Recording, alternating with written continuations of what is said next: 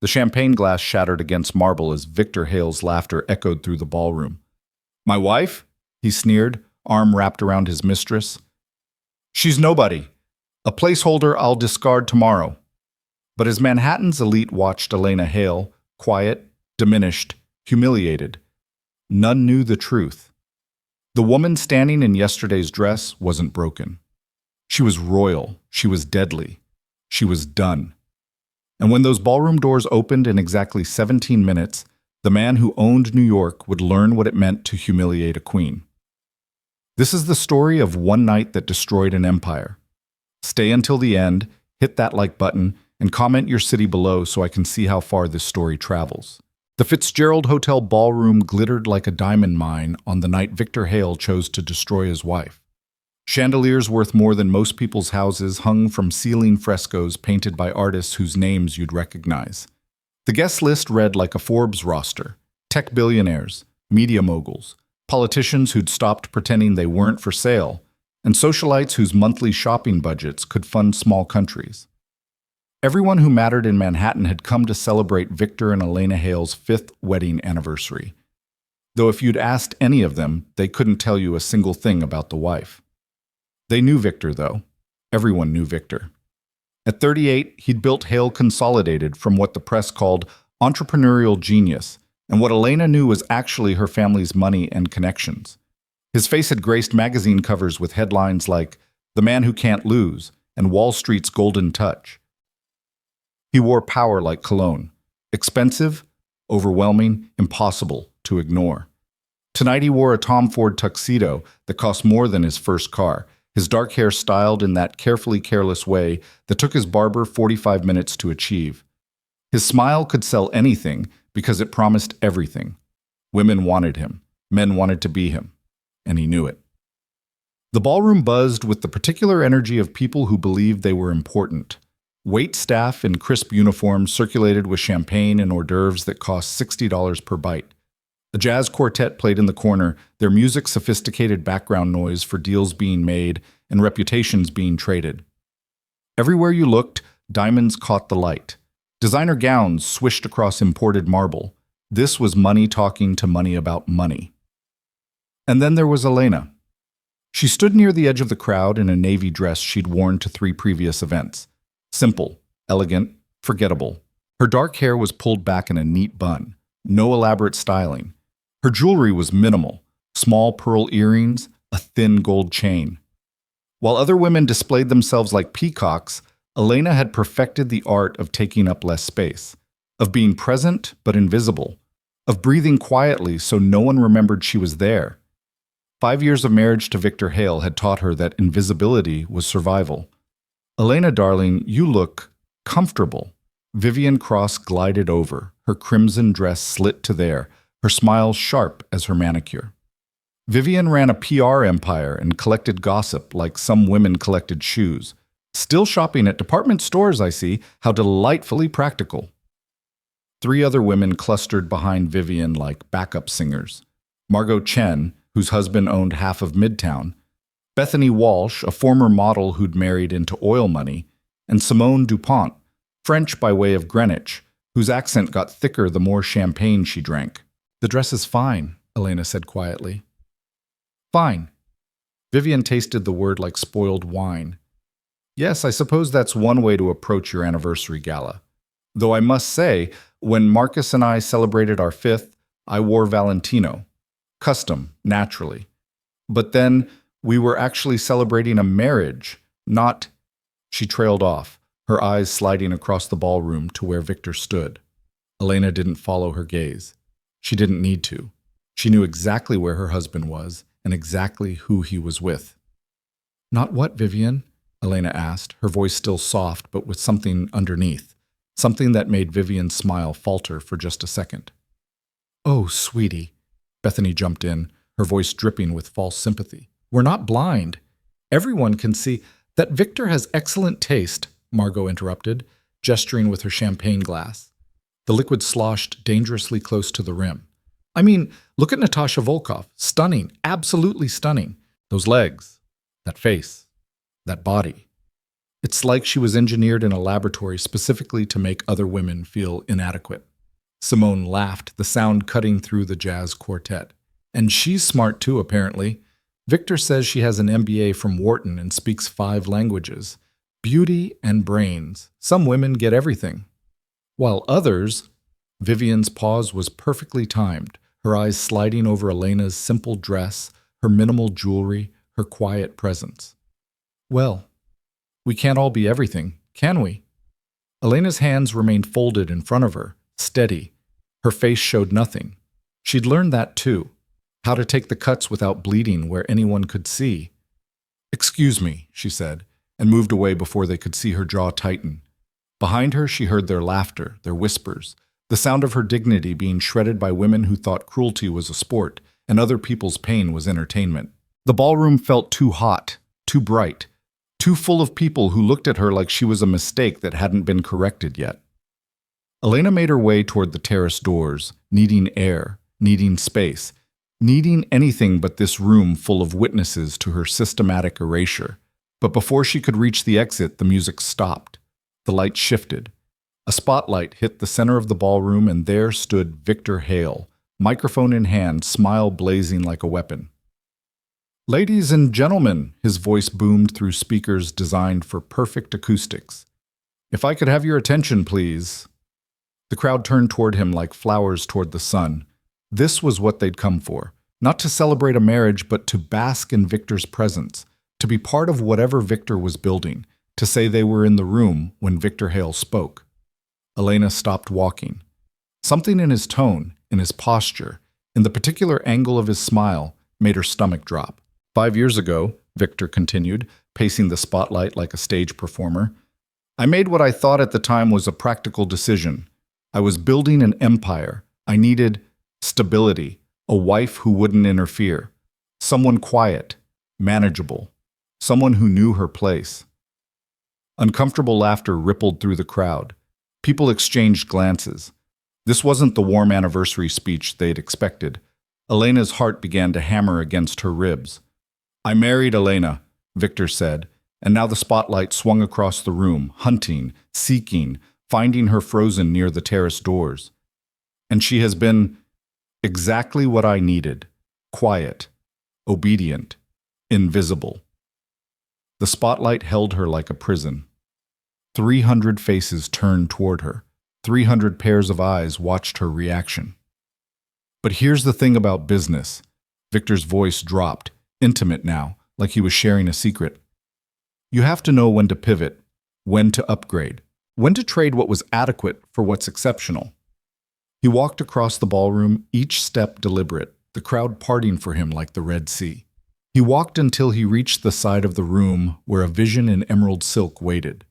Natasha Volkov stood 6 feet tall in heels, her platinum hair cascading over bare shoulders, her smile confident and cruel. At 28, she looked like every man's fantasy and every wife's nightmare. She didn't just enter rooms, she conquered them. Victor's arm slid around her waist, pulling her close, possessive, proud. This, he said into the microphone, his hand sliding lower on Natasha's hip, is what exceptional looks like. The ballroom went silent. No one breathed. This was beyond indiscretion. This was public execution. Elena stood in the spotlight, still frozen, her mind racing through calculations. Leave now. Leave immediately. But her legs wouldn't move. I know what you're thinking, Victor continued, his voice carrying that false warmth he used in boardrooms when he was about to destroy someone. Victor, this is your anniversary, but that's exactly why tonight is perfect.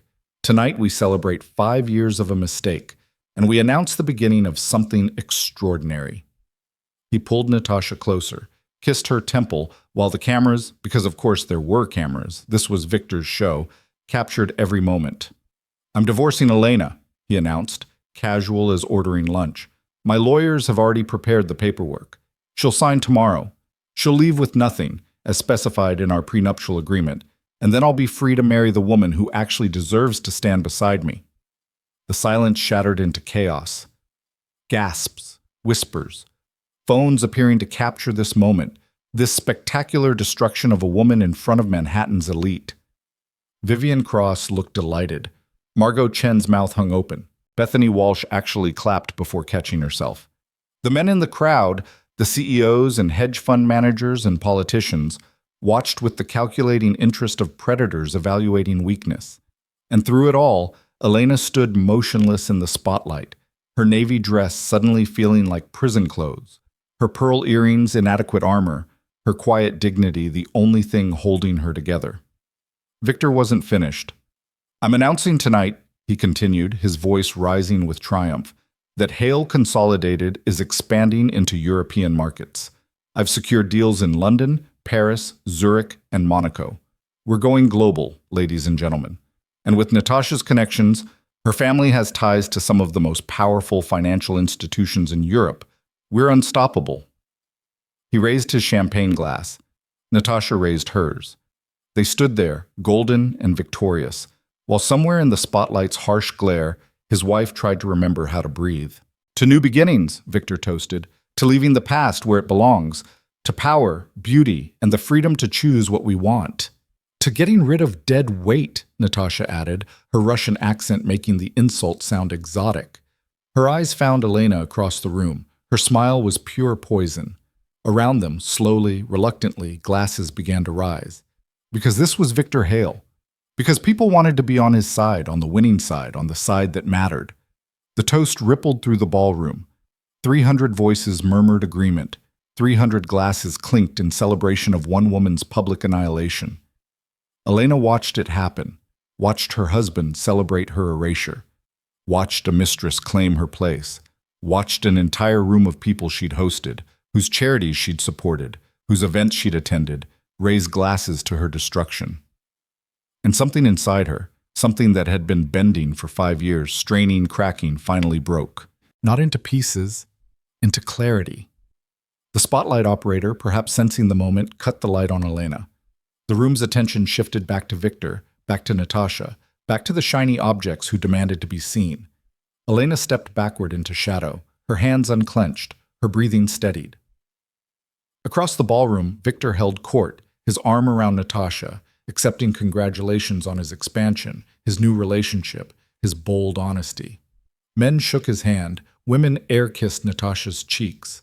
The party roared back to life, louder now, energized by scandal. "Can you believe it?"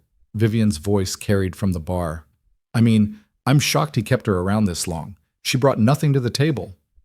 "Actually," a male voice, Gerald Hammond, venture capitalist, Victor's poker buddy, laughed loudly. "I heard Victor say once that marrying her was like buying insurance, something you need but hope you never have to actually use." The laughter spread, cruel, casual, the sound of people bonding over someone else's pain.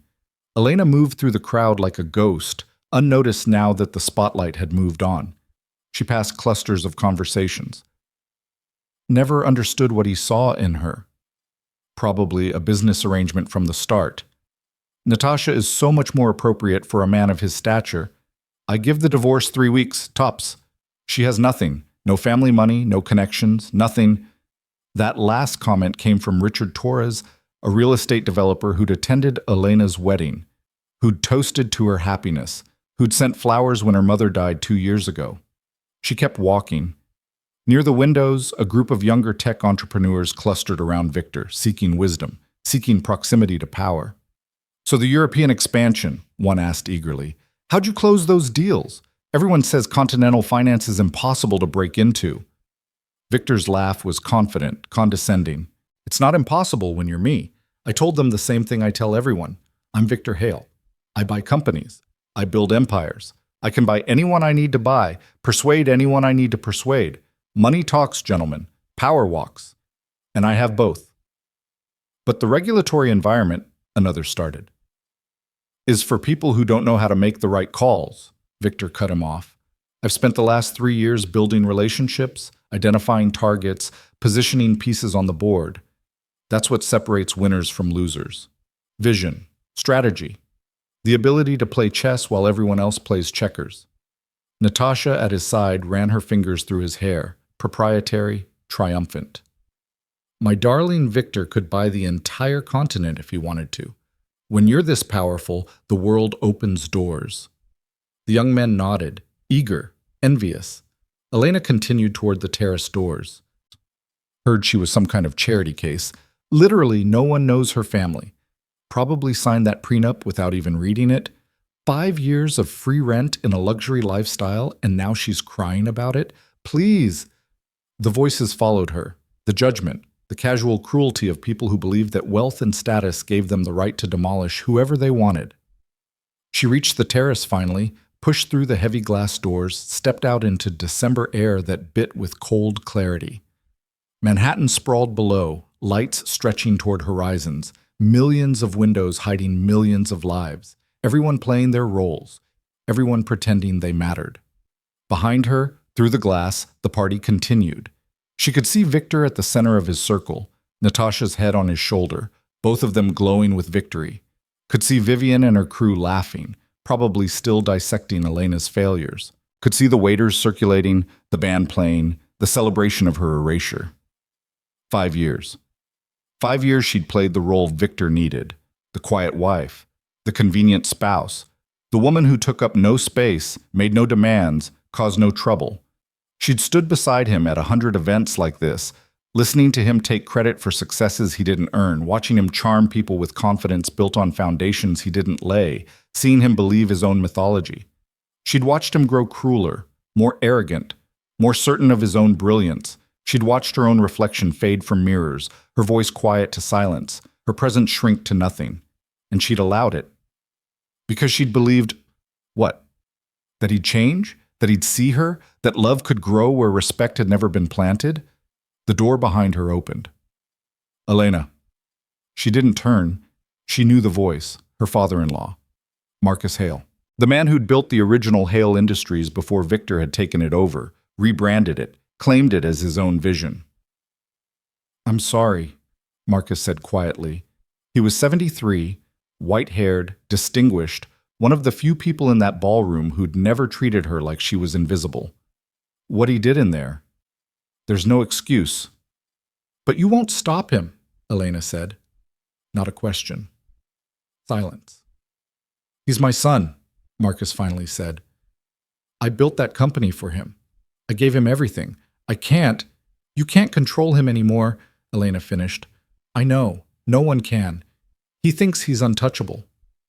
Maybe he is. Marcus's voice carried something that might have been pride, might have been regret. He's brilliant, Elena. You have to admit that. What he's done with the company, the expansion, the deals he's closed. With my family's money, Elena said, so quietly Marcus might not have heard. What? She turned then, faced him. In the light spilling from the ballroom, her face showed what she'd hidden inside. Steel. Nothing, she said. Congratulations on your son's success, Marcus. I hope he enjoys it. She walked past him, back toward the ballroom doors. Elena, wait. But she didn't wait. She pushed back into the heat, the light, the noise of 300 people celebrating her destruction. Victor saw her approaching. Something flickered across his face. Surprise that she was still here? Annoyance that she wasn't running, crying, broken? He turned back to his audience, dismissive. That dismissal, casual, reflexive, automatic, was his first mistake. Elena walked straight toward him, her steps steady, her head high. The crowd parted, sensing something. The jazz quartet trailed off. Conversations died mid-sentence. She stopped 3 feet from where Victor stood with Natasha. Victor, she said. Her voice carried, clear and calm, across the sudden silence. He turned, eyebrows raised, amused. Yes, Elena. Come to congratulate me? How gracious, Natasha smirked. The crowd leaned in, eager for more blood. I wanted to clarify something you said earlier, Elena continued, her tone conversational, almost pleasant. About buying anyone you need to buy. About your power, your invincibility, your ability to conquer European markets. What about it? Victor's smile was patronizing, the smile of a man explaining things to a child. You said you could buy anyone, Elena repeated, that you've spent 3 years building these relationships, that you're playing chess while everyone else plays checkers. And? Impatience crept into his voice now. I was just wondering, Elena said, her voice still soft, but carrying something new, something sharp. If you've ever asked yourself where the money came from, to build your empire, to close your deals, to buy all those people you're so proud of buying. Victor's smile froze. What are you talking about? I'm talking about 5 years ago, Elena said, when you were 3 months from bankruptcy, when Hale Industries was worth less than the debt you'd accumulated, when every bank had refused you loans and every investor had walked away. The crowd was dead silent now. That's not, Victor started. When my family, Elena continued, her voice cutting through his interruption like a blade, provided the capital infusion that saved your company, restructured your debt, opened doors in markets you couldn't touch. When my family connections you knew nothing about because you never bothered to ask about my background, gave you the foundation you've built everything on. Victor's face darkened. You're delusional. My success is built on my family's money, Elena said, louder now, each word precise. Every deal, every expansion, every acquisition. You think you're a genius, Victor. You think you're untouchable. But you've been playing with someone else's pieces this entire time. Natasha's eyes narrowed. Who do you think you are? Her accent thickened with anger. You're nobody. A nothing wife in a cheap dress who should be grateful Victor gave you 5 years of enough. The word came from Elena like a whip crack. She turned to Natasha, and for the first time since entering this ballroom, Elena's face showed emotion. Not pain, not fear, fury. You think you know power because you've been in rooms with powerful people, Elena said, her voice low and deadly. You think you understand wealth because you've worn expensive clothes and flown private jets. You think you've won because a foolish man chose your beauty over his wife's dignity. She stepped closer. Natasha actually stepped back. But you don't know anything, Elena continued. You don't know who you're standing next to. You don't know whose money paid for this party, this hotel, this company. You don't know what world you've just walked into or what forces you've just provoked. Elena, that's enough. Victor's voice hardened, dangerous now. You're embarrassing yourself. Security is loyal to whoever pays them. Elena cut him off. And for 5 years, Victor, I've been very quietly ensuring certain loyalties, maintaining certain relationships, protecting certain interests. She turned back to her husband. You called me quiet, manageable, invisible, and you were right. I was all those things, because I was taught that real power doesn't announce itself. Real wealth doesn't perform. Real authority doesn't need to prove anything to a room full of people who don't matter. Victor's face went pale, then red. You're insane. You have nothing. You are nothing. The prenup is going to be very interesting to review with my lawyers, Elena said, especially the clause about fraud, about misrepresentation, about what happens when one party enters a marriage contract under false pretenses.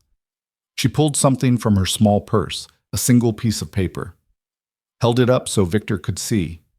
His eyes widened. It was a banking statement, dated from 5 years ago, showing a transfer of $50 million from Virelli Financial Holdings to Hale Industries. Virelli? Someone in the crowd whispered. Wait, another voice sharp with recognition. Virelli? The Virelli family? Elena watched Victor's face as understanding hit him like a train. No, he whispered. That's not... You said your maiden name was Vasquez. You said... I said what you assumed, Elena corrected, her voice gentle now, almost pitying. You never asked about my family, Victor. You never asked where I came from, what I was born into, why I lived so simply. You saw what you wanted to see, a quiet woman who wouldn't interfere. And I let you see that because I wanted... She paused, something like sadness crossing her face. I wanted something real, something not built on power and money and performance. She folded the paper, tucked it back in her purse. But you couldn't give me that, she continued, because you don't know how to value anything that doesn't announce its worth. So you humiliated me, publicly, thoroughly, in front of witnesses and cameras. The ballroom doors opened. Every head turned. Through the entrance walked 6 men in dark suits, moving with military precision.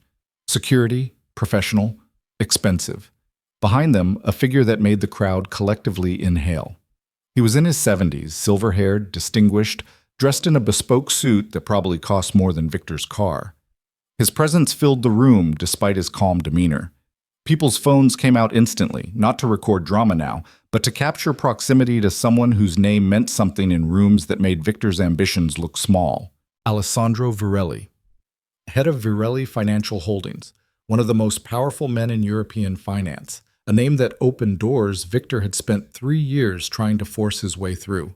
He walked across the ballroom, his security detail parting the crowd, his eyes fixed on one person, Elena.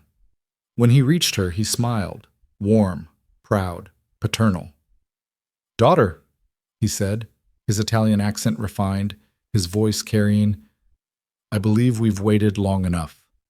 The ballroom erupted. Phones everywhere now, capturing this moment, this revelation, this earthquake. Victor's face had gone from red to white to something grayish. His mouth opened, closed. No words came. Natasha's confidence evaporated.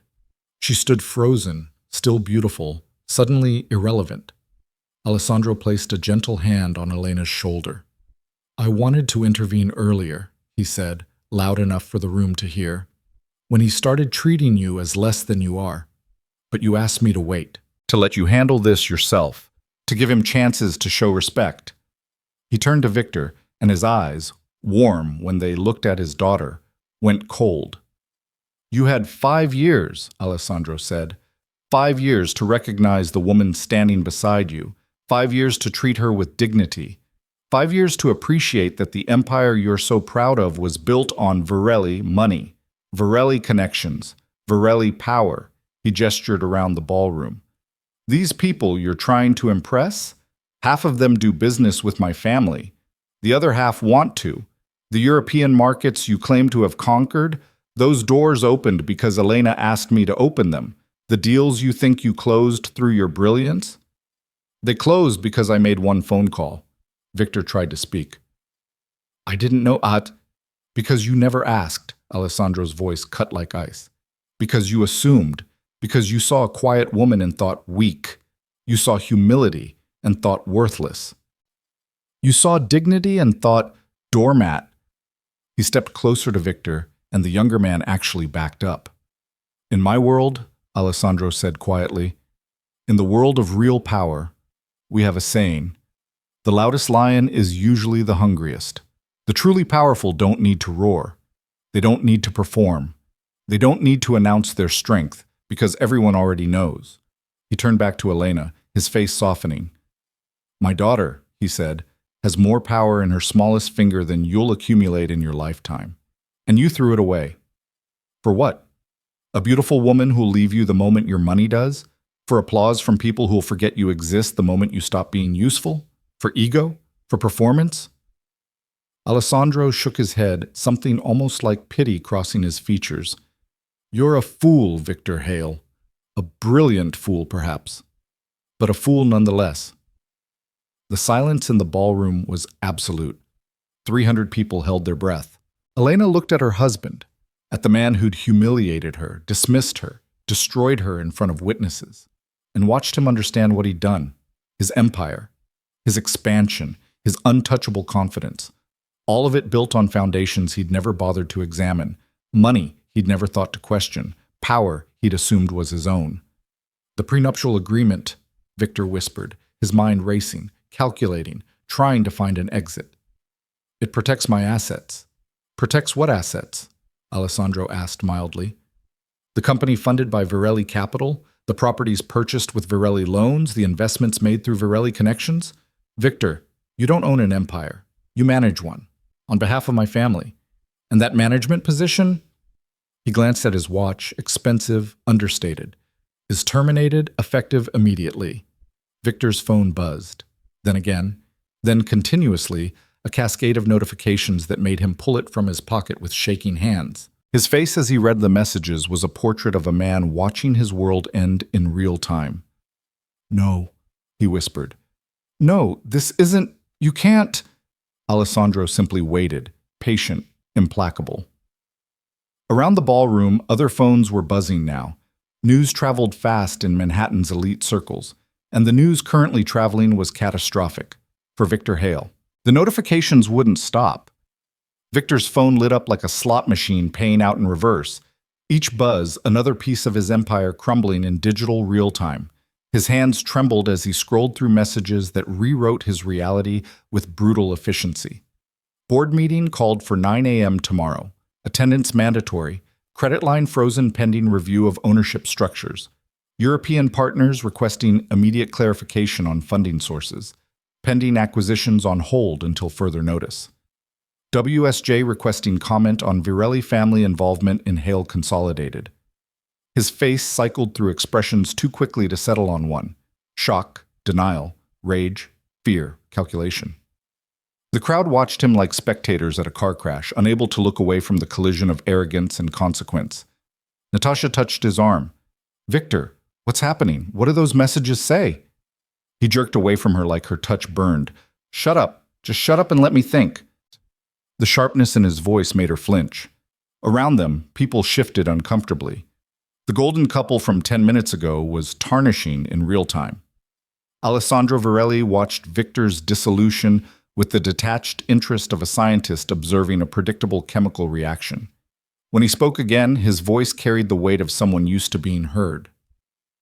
"Ladies and gentlemen," he addressed the crowd, his Italian accent lending gravitas to every syllable. "I apologize for disrupting this evening's festivities. I had hoped to remain in the background to allow my daughter to handle this situation with the grace she's shown for 5 years. But when I heard what was said tonight, what was done to her in this room, I decided some truths needed to be spoken in the same public forum where lies were told." He gestured to Elena, who stood beside him with a composure that seemed impossible, given what she'd just endured. But those who looked closely could see the tremor in her hands, quickly stilled, could see the rigid set of her shoulders, the careful control of someone who'd learned to lock pain behind fortress walls. "My daughter came to New York 7 years ago," Alessandro continued, his voice carrying to every corner of the silent ballroom. "She wanted to build something of her own, away from our family name. She took our mother's maiden name, Vasquez. She worked in nonprofit development. She lived simply. She dated a young entrepreneur who seemed promising, ambitious, intelligent, driven." His eyes found Victor, who stood frozen, his phone still buzzing relentlessly in his hand. "When that entrepreneur's company began to fail," Alessandro said, "when he was drowning in debt and bad decisions, Elena came to me. Not to gloat, not to abandon him. She asked if we could help. She believed in him. She saw potential." The words landed like stones in still water, ripples of realization spreading through the crowd. "I reviewed his business plan," Alessandro continued. "It was flawed, but fixable. The company had good bones beneath poor management. So I made Elena a proposal. We would save his company. In exchange, she would marry him and maintain oversight of our investment, ensure the money was used wisely, protect our interests." Elena's jaw tightened almost imperceptibly. This part of the story she hadn't wanted told. This reduction of her marriage to a business transaction. But her father was right. If the truth was coming out, all of it should come out. "She refused at first," Alessandro said, and something like pride colored his tone. "She wanted love, not arrangement, but I told her that Victor Hale had already proposed to her the week before, that she could marry him with our blessing and our support, or marry him with nothing and watch him fail anyway. I told her that sometimes love and duty could coexist." He paused, letting that sink in. "So she married him, and she brought to that marriage $50 million in direct investment, another $100 million in credit lines, connections to every major financial institution in Europe, and the full weight of the Virelli name. She brought him everything he needed to build the empire he's been bragging about for the past hour." Victor's voice emerged strangled, desperate. "You said you had no family money. You said you worked in nonprofits. You lied." "I worked in nonprofits," Elena said quietly, speaking for the first time since her father had arrived. "The Virelli Foundation manages charitable operations in 43 countries. Our annual budget is larger than some nations' GDP. I ran the North American division. That wasn't a lie." "You said your family was nobody." "I said I came from a family that valued privacy," Elena corrected, her voice still soft but steel running beneath. You assumed that meant we had no money. You never asked details. You never wanted to meet my family. You didn't come to our wedding in Italy because you said you were too busy closing a deal. The deal my father arranged for you as a wedding gift." Her words hung in the air like accusations, which they were. Victor's face flushed dark red. "This is insane. You manipulated me. This whole marriage was a setup, a business arrangement, and you're trying to make me the villain?" "You are the villain, darling," Natasha said suddenly, her voice brittle. The crowd turned to her, surprised she was still speaking. She stood with her arms crossed, her emerald dress suddenly seeming like costume jewelry under fluorescent lights. "You told me your wife was nothing. You told me she brought nothing to the marriage. You told me we'd be together, that money was no object, that you could give me everything." Her laugh was bitter, sharp-edged. "But you can't give me anything, can you? Because you have nothing. You are nothing. Just a man living in a house built by someone else, playing with toys you don't own, pretending to be something you're not." Victor's head snapped toward her. "Natasha, don't what? Don't tell the truth?" Her accent thickened with emotion. "You think I didn't do my research? You think I didn't know you were in debt 5 years ago? I thought you'd climbed out through brilliance, through deals, through actual skill. But you married money, you married power, and you were too stupid to recognize it." She stepped away from him, putting physical distance between them like she was escaping contamination. "I don't attach myself to failures, Victor. I don't invest in men who peek in borrowed clothes." She grabbed her clutch from a nearby table. "Good luck with your bankruptcy." Again. She walked toward the exit, her heels clicking on marble, her departure more devastating than any speech.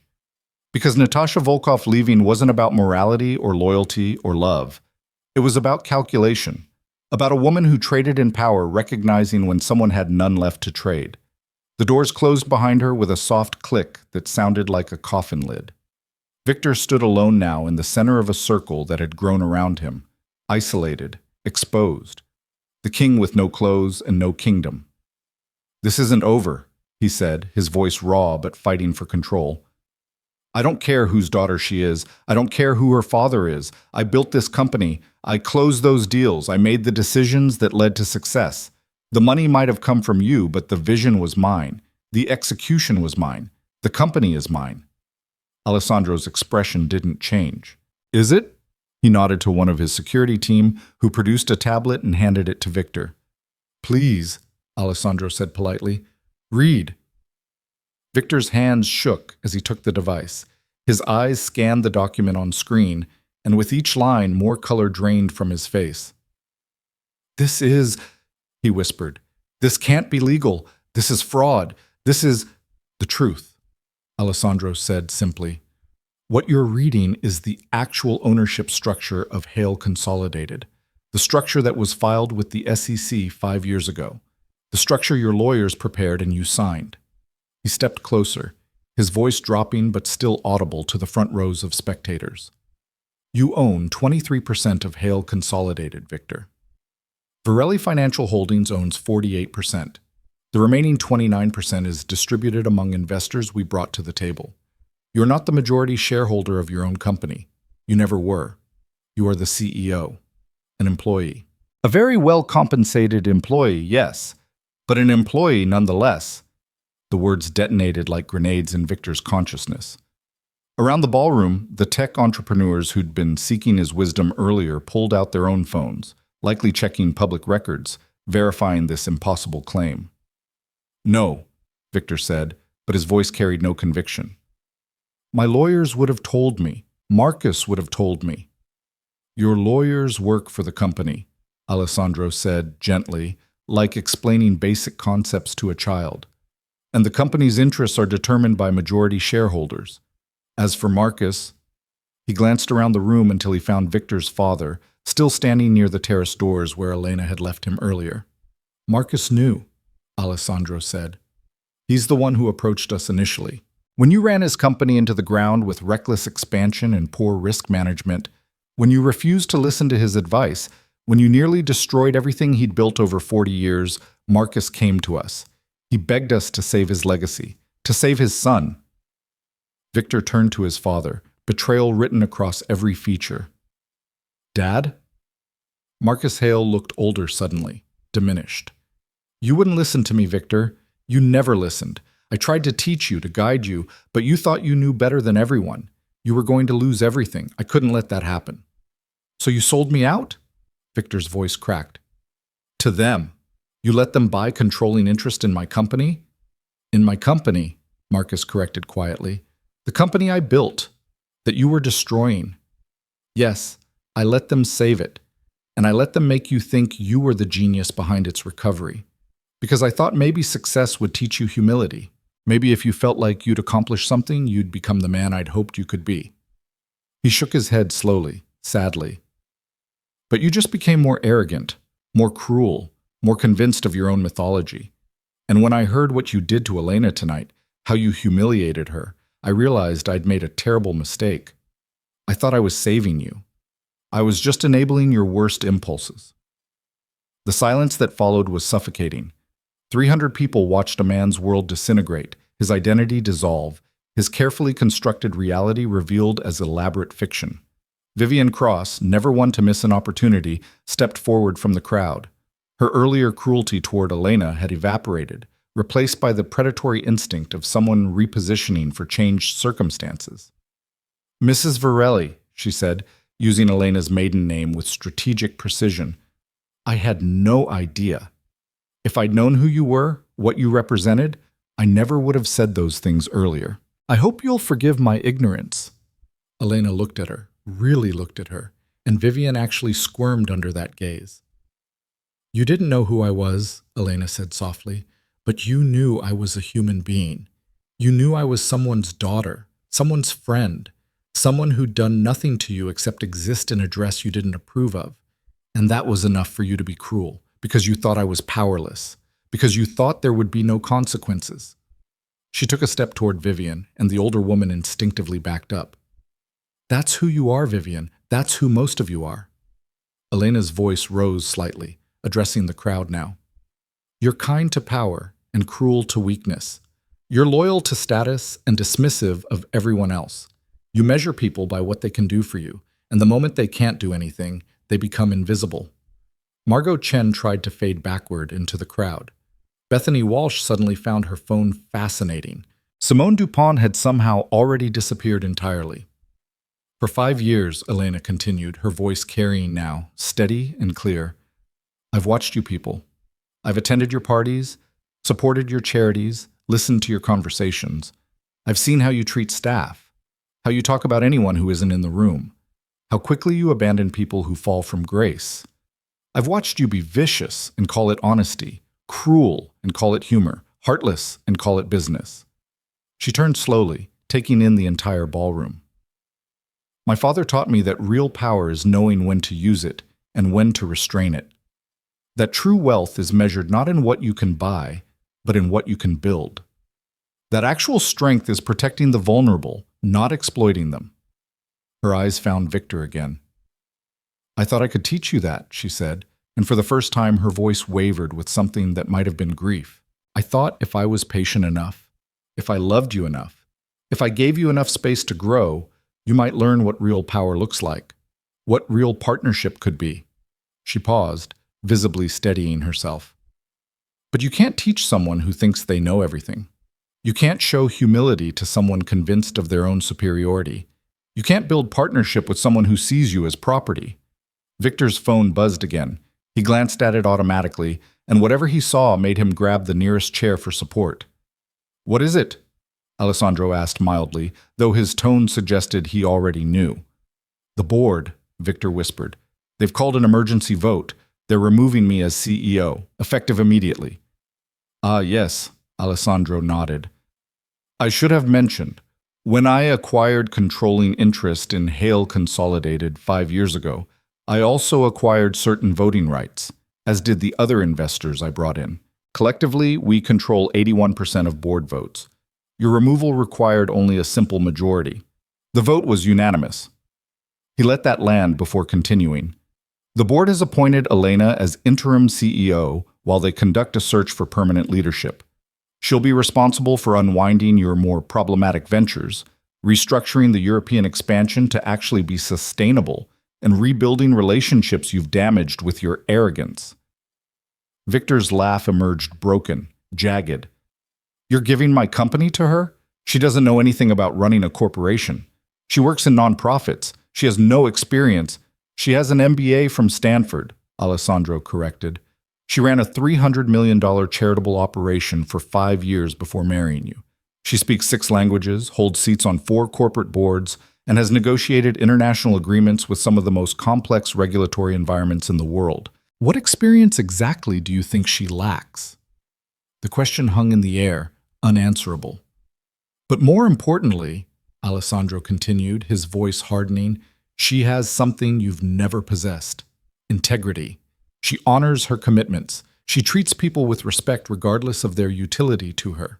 She understands that power without ethics is just tyranny wearing expensive suits. He gestured to his security team, who moved closer to Victor. You have 24 hours to vacate the penthouse. It's owned by the company, not by you. Your personal accounts will remain frozen until we've completed a full audit of company expenses. I suspect we'll find significant misappropriation of funds. Luxury purchases, gifts to mistresses, trips that served no business purpose, all charged to a company you didn't own. Victor's face went from pale to gray. You can't do this. I'll fight this. I'll sue. You'll lose, Alessandro said simply.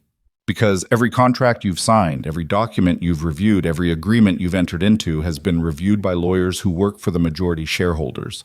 Everything is legal. Everything is documented. Everything is unassailable. He straightened his cuffs, a casual gesture that somehow emphasized his absolute control. I'm not a cruel man, Victor. Despite what you've done to my daughter, I take no pleasure in your destruction, so I'm going to offer you something, a choice. Victor looked up, desperate hope flickering in his eyes. You can leave quietly, Alessandro said. Sign the divorce papers Elena's lawyers will deliver tomorrow. Cooperate with the audit. Accept a severance package that, while modest by your recent standards, will keep you comfortable if you live within reasonable means. Do this, and you can rebuild. Start over. Perhaps learn some humility. He paused. Or you can fight. Hire lawyers, challenge the ownership structure, make accusations, drag this through courts and media. In which case, I will dedicate significant resources to ensuring you never work in corporate America again. I will make certain every board, every investor, every potential employer knows exactly who you are and what you've done. I will systematically dismantle not just your career, but your reputation. You will become a cautionary tale. The choice wasn't really a choice, and everyone in the room knew it. Victor stood silent, his phone still buzzing with the digital demolition of everything he'd built his identity around. Gerald Hammond, the venture capitalist who'd laughed about Elena being like insurance earlier, cleared his throat nervously. Alessandro, if I could just say, some of us had no idea about the ownership structure. We invested in good faith based on Victor's representations. You invested based on due diligence your teams conducted. Alessandro cut him off. Due diligence that would have revealed exactly who the majority shareholders were if you'd bothered to look beyond Victor's charisma. Your investments are secure, the company is stable, but perhaps in the future you'll be more careful about who you trust and whose wife you mock. Gerald's face flushed. He stepped back into the crowd, suddenly fascinated by his shoes. Richard Torres, the real estate developer, tried next. I think there's been a misunderstanding. Earlier, when I was talking about Elena, I didn't mean... You meant exactly what you said, Elena interrupted, speaking directly for the first time to someone other than Victor or her father. You said I had no family money, no connections, nothing of value. And you were comfortable saying that because you thought I had no power to respond. That's not a misunderstanding, Richard. That's a choice. A choice about what kind of person you are when you think there are no consequences. She smiled, but there was no warmth in it. The Harbor District development you've been trying to get approved for 3 years? The one being held up by environmental reviews and community opposition? I sit on the board of the Oversight Committee. As of tomorrow, I'll be recommending we deny your permits. Not because of what you said about me, but because your proposal actually is environmentally irresponsible and would displace vulnerable communities. I've been outvoted for 3 years by people who prioritized your profits over people's homes. I don't think I'll be outvoted anymore.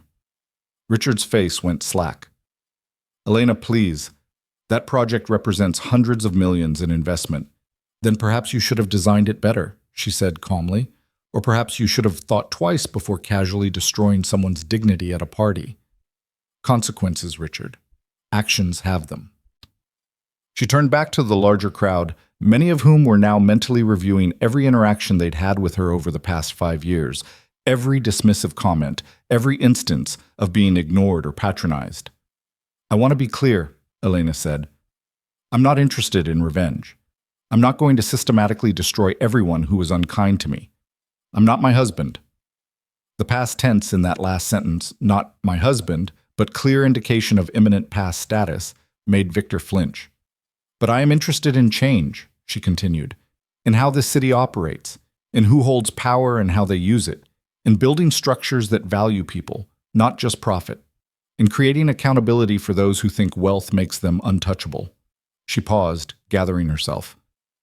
For 5 years, I've been quiet, learning, watching, understanding how this world works from the inside, what corrupts it, what sustains it, where the leverage points are. I've been patient because my father taught me that power used impulsively is power wasted. But patience isn't the same as passivity.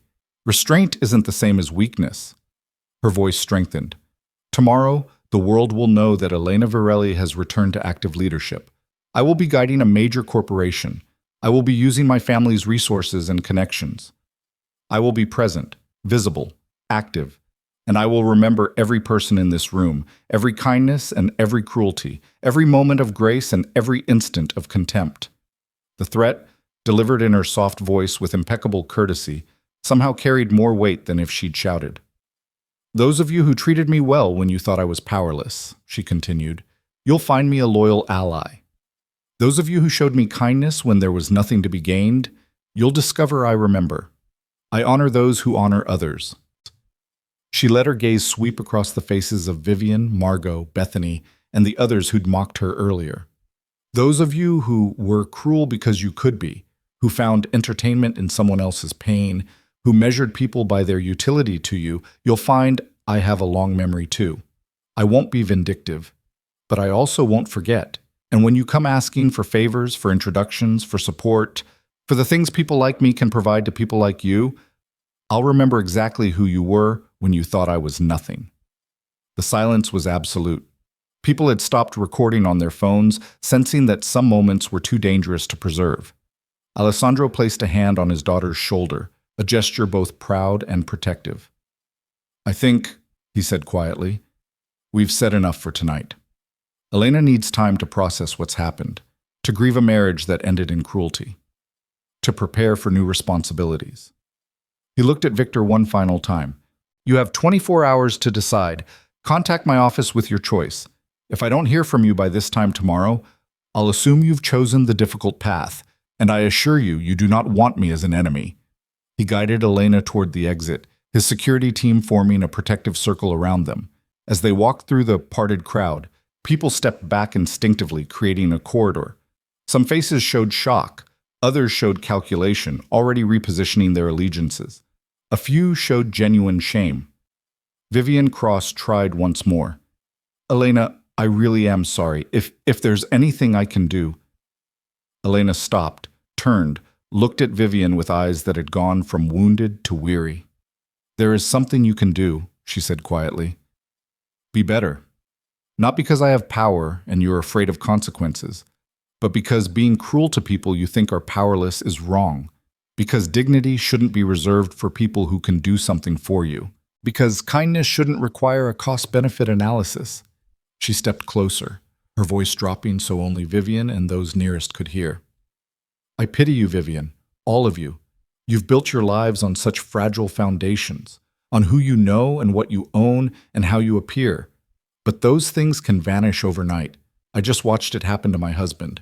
And when it does, when you're the one standing alone in a room full of people who thought you mattered, you'll remember this moment. You'll remember that you had a chance to be something more than what you are. And you chose not to take it. She turned back toward the exit, leaving Vivian standing frozen, something that might have been tears or might have been terror glittering in her eyes.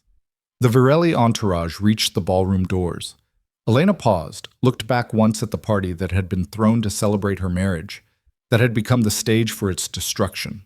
Victor stood in the center of the ballroom, alone despite being surrounded by hundreds of people. His phone had finally stopped buzzing. His empire had finished crumbling. His future had condensed from infinite possibility to narrow survival. Their eyes met across the distance, and Elena felt something she hadn't expected. Not triumph, not satisfaction, not even relief. Just profound, exhausting sadness for what could have been and never was. Then she walked through the doors, leaving behind the ballroom, the marriage, the 5 years of making herself small enough to fit into someone else's definition of worthless. Behind her, the party didn't resume. People stood in clusters, phones out, already spinning narratives about what they'd witnessed, already calculating new allegiances, already rewriting their own roles in the evening's drama. And in the center of it all, Victor Hale stood alone, finally understanding the difference between real power and its performance, finally comprehending the magnitude of what he'd destroyed, finally realizing that the quiet woman he'd dismissed as nothing had been everything. And she was gone. The limousine pulled away from the Fitzgerald Hotel as camera flashes exploded against the tinted windows like distant lightning. Elena sat in silence beside her father, watching Manhattan slide past in streaks of light and shadow, the city she'd called home for 7 years suddenly feeling foreign and familiar all at once. Alessandro didn't speak immediately. He'd learned long ago that his daughter needed space to process before she could talk, that pushing her to articulate emotions before they'd settled only drove them deeper. So he waited, his hand resting gently on hers, an anchor in the storm of what had just happened. 3 blocks from the hotel, Elena's phone began to ring, then buzz, then chime with notifications so rapidly it became a continuous vibration. She pulled it from her purse, glanced at the screen, and watched her private humiliation become public spectacle in real time. Varelli heiress, hidden in plain sight for 5 years. Manhattan's biggest power play, how Elena Varelli built her husband's empire in secret. Victor Hale's wife revealed as European banking dynasty heir. The Quiet Queen, Elena Varelli's stunning takedown of arrogant husband. Videos from the gala were already circulating. Someone had captured the moment Alessandro walked in. Multiple angles showed Victor's face as he read the ownership documents. At least 6 different recordings preserved Elena's speech, her quiet devastation of everyone who'd dismissed her. The comment sections were vicious in their enthusiasm. People who'd never met Victor Hale were celebrating his downfall with the gleeful cruelty of those who'd never had power and enjoyed watching it stripped from others. Those who'd met him were sharing their own stories of his arrogance, his dismissiveness, his casual cruelty. And Elena, who'd been invisible for 5 years, was suddenly the most famous woman in New York. "Turn it off," Alessandro said gently. "You don't need to watch this." But Elena kept scrolling, her face emotionless, processing the transformation of her private pain into public entertainment. This was the cost of power, she understood. Privacy dissolved when you stepped into visibility. Dignity became difficult when everyone had an opinion about your choices. Her phone rang again, a number she recognized. She answered, putting it on speaker so her father could hear. "Elena," Marcus Hale's voice cracked with emotion. "I'm so sorry. I'm so deeply, unforgivably sorry." She closed her eyes, remembering Marcus at her wedding, kind and warm, telling her he'd always wanted a daughter, remembering him at family dinners during those first years, before Victor's success had made him too busy for his father, remembering the way Marcus had looked at her tonight with something like regret. "You should have told me," she said quietly. 5 years, Marcus. You let me believe I was helping my husband build something. You let me think our marriage had some foundation in truth. I thought I was protecting you both," Marcus said, and he sounded ancient, worn down by the weight of his choices. "I thought if Victor believed he'd succeeded on his own merit, he'd value it more, protect it better. I thought success would mature him. I was wrong about everything." Silence filled the limousine, broken only by the sound of traffic outside. "What he did tonight," Marcus continued, his voice barely above a whisper. "I didn't know he was planning that. The public humiliation, the mistress, the announcement. If I'd known, I would have stopped him. I would have told him everything right there. consequences be damned. Would you have? Alessandro asked, his tone neutral but pointed. Or would you have protected your son the way you've been protecting him for 5 years? The question hung between them, unanswerable because they all knew the truth. I voted to remove him as CEO, Marcus said finally. I wanted you to know that. When Alessandro called the emergency board meeting, when he asked for the vote, I didn't hesitate. My son has become someone I don't recognize, someone I helped create through my own cowardice and misguided protection. I take responsibility for that. Elena felt tears threatening and forced them back through sheer will. She'd cried enough tonight. She'd shown enough vulnerability in that ballroom. Whatever happened next, she needed to be steel. The severance package Alessandro mentioned, Marcus said. I'll support it. Victor gets enough to survive, nothing more. No safety net beyond basic dignity. Maybe having to actually struggle will teach him what I failed to. Maybe, Elena said, though she didn't believe it. Some people learned from adversity. Others just became bitter, convinced the world had wronged them, forever victims of circumstances they'd created. For what it's worth, Marcus added, you were the best thing that ever happened to my son. I hope someday he understands what he destroyed. I hope it haunts him. The line went dead. Alessandro squeezed Elena's hand. You don't have to do this, he said quietly. Take over the company, I mean. We can install a professional CEO. You can step back, take time to heal, figure out what you actually want instead of what circumstances demand. Elena looked at her father, this man who'd built an empire on principle and protection, who'd taught her that power was responsibility and wealth was stewardship, who'd let her try to find love on her own terms, even though he'd probably known it would end like this.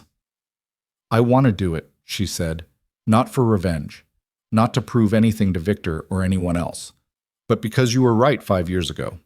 That company has good bones beneath poor leadership. It employs 3,000 people whose livelihood shouldn't depend on one man's ego. It has potential that's been squandered on vanity projects and reckless expansion. She straightened in her seat, something shifting in her posture from wounded wife to capable executive. I can fix it, she said with quiet confidence. I know where Victor went wrong because I watched him make every mistake. I know which European partnerships are solid and which ones are held together with arrogance and promises he can't keep.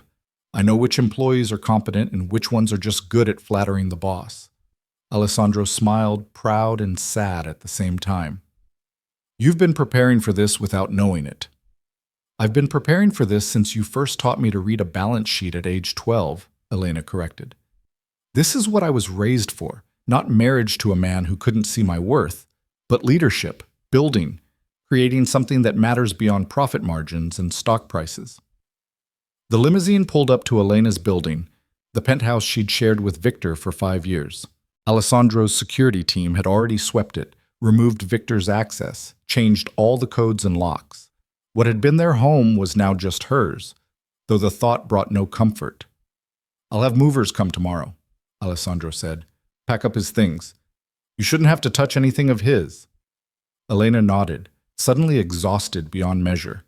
The adrenaline that had sustained her through the confrontation was fading, leaving behind bone-deep weariness. Papa, she said, using the name she hadn't called him since childhood. Thank you for coming, for being there, for not saying I told you so. Alessandro pulled her into an embrace, and for the first time since the ballroom, Elena let herself feel it all. The humiliation, the betrayal, the grief for a marriage that had been hollow from the start. She didn't cry, but she held on to her father like a lifeline while the world spun around them. I'm proud of you, he whispered, for trying, for giving him chances, for hoping love could be built on patience and faith. I'm proud of you for having a heart generous enough to believe in someone, and I'm proud of you for knowing when to stop. He pulled back, looked at her seriously. But now comes the hard part. Tomorrow, the world will be watching. Investors will be nervous, employees will be uncertain, the media will dissect every decision. You'll be scrutinized in ways Victor never was because you're a woman, because you're young, because people will assume you got this position through family rather than merit. Let them assume, Elena said, her voice steady again. I'll prove them wrong the same way I've proven everything else. Through results. through competence, through actually caring about more than my own reflection. Alessandro kissed her forehead. Get some rest. Tomorrow, we rebuild. The limousine pulled away, leaving Elena standing in the lobby of a building that had been her home, but never felt like it. The doorman, Carlos, who'd worked there for 15 years, gave her a nod that somehow conveyed both sympathy and respect. Mrs. Hale, he said, then caught himself. Or should I say, Ms. Varelli? I saw the news. Everyone saw the news. Elena is fine, she said quietly. Just Elena. Then just Elena, Carlos said with a small smile. For what it's worth, I always thought you deserved better than how he treated you.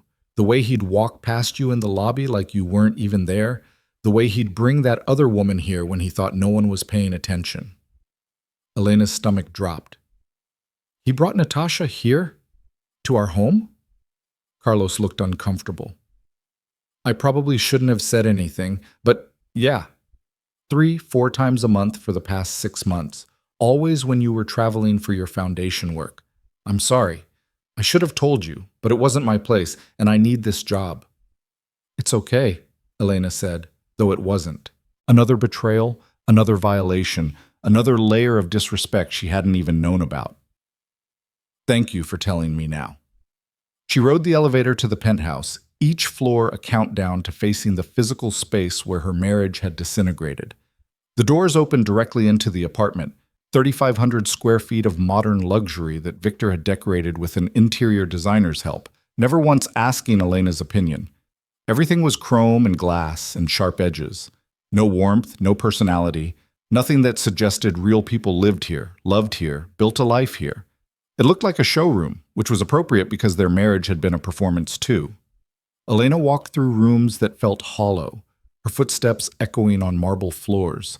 The master bedroom where Victor had told her last week that he was working late, when he'd actually been with Natasha. The kitchen where they'd stopped having breakfast together 2 years ago because Victor said her presence first thing in the morning was distracting. The study where he'd forbidden her from keeping any of her work materials because it was his space for important business. She found herself in the guest bedroom she'd converted into a small office for herself. The one room in the apartment that felt like hers. Her laptop was still open on the desk, abandoned this morning when she'd been preparing for the gala, still naive enough to think tonight was about celebrating an anniversary. On the screen, an email draft she'd been writing to the Varelli Foundation board about expanding their scholarship program for underprivileged students. Real work. Work that mattered.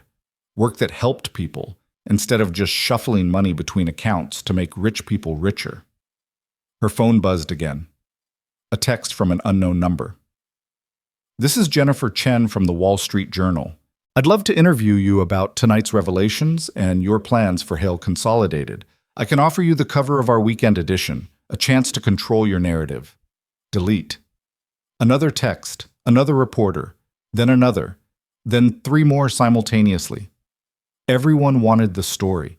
Everyone wanted access to the quiet woman who'd been hiding in plain sight for 5 years, who'd just orchestrated the most spectacular power play Manhattan had seen in decades. Elena turned off her phone. She changed out of the navy dress that would forever be associated with this nightmare, left it in a heap on the bathroom floor where the cleaning service could deal with it tomorrow. She put on simple pajamas, tied her hair back, washed off what little makeup she'd worn. In the mirror, she looked like herself again. Not Victor's wife. Not Alessandro Varelli's daughter. Not the CEO of a major corporation or the subject of breaking news. Just Elena. 32 years old, alone, starting over. She should sleep. Tomorrow would be brutal. But sleep felt impossible with adrenaline and emotion still coursing through her system.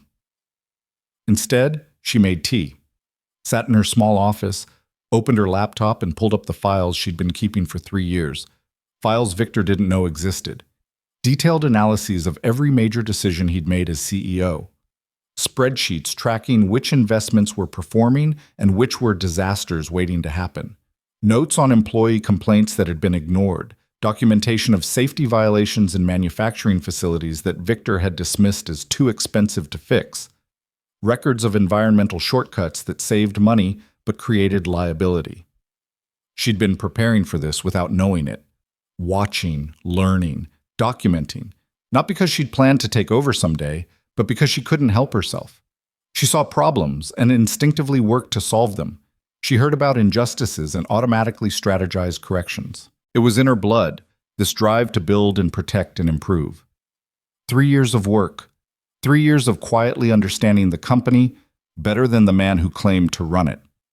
She pulled up the European expansion plan Victor had been bragging about tonight, studied the projections he'd presented to the board, the partnerships he'd secured, the market penetration strategies he'd developed. It was garbage, not completely, but at least 60% of it was built on optimistic projections that ignored market realities, partnerships with firms that were barely solvent themselves, and expansion into regions where regulatory environments would eat them alive. Victor had been so focused on being able to say he'd conquered Europe that he hadn't bothered to do it well. He'd wanted the headline, not the sustainable success. Elena pulled up a fresh document and began writing. Not a teardown of Victor's plan, but a reconstruction. The good parts of his strategy combined with realistic projections, sustainable partnerships, proper market analysis. She worked through the night, her tea growing cold beside her, the city lights shifting from bright to dim to bright again as dawn approached. By 6 a.m, she had a preliminary plan that could actually work. Not Victor's bloated, ego-driven expansion, but something real, something that would create jobs, build value, establish lasting presence in European markets. Her phone turned back on, immediately exploded with notifications. She ignored them all, except one.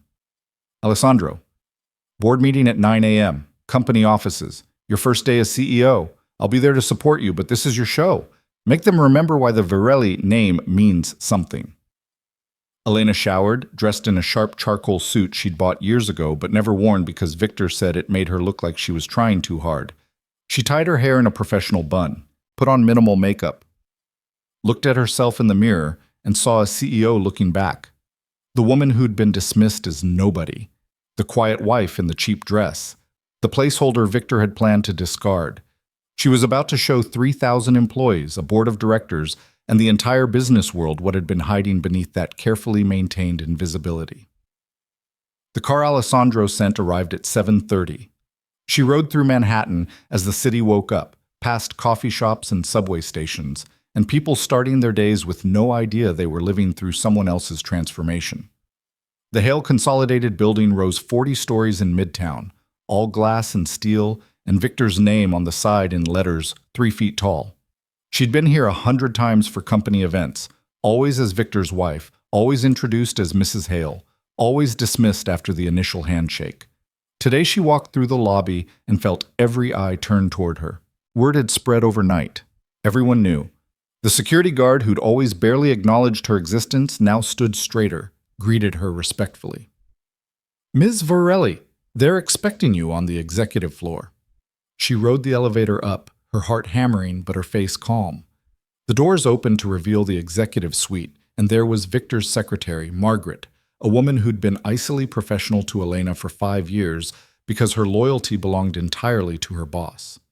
Margaret stood as Elena approached, and her expression was careful, calculating, recalibrating allegiances in real time. "Ms. Varelli, the board is assembling in the main conference room. Can I get you anything? Coffee? Water?" "Coffee would be good," Elena said. "Black, thank you."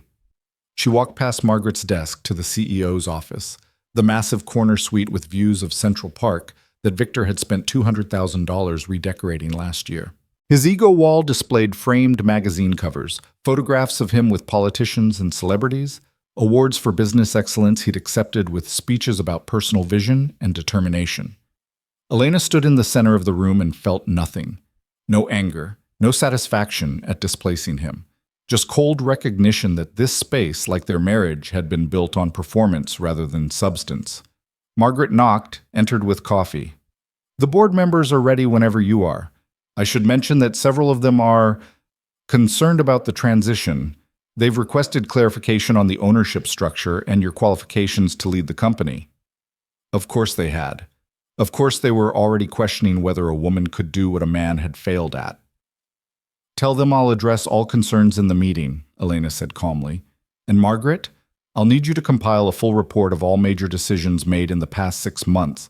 Every acquisition, every contract, every significant expenditure. I want to understand exactly what state Victor left this company in. Margaret's eyes widened slightly. That will take several days to compile properly. Then I suggest you start immediately, Elena said, her voice pleasant but firm.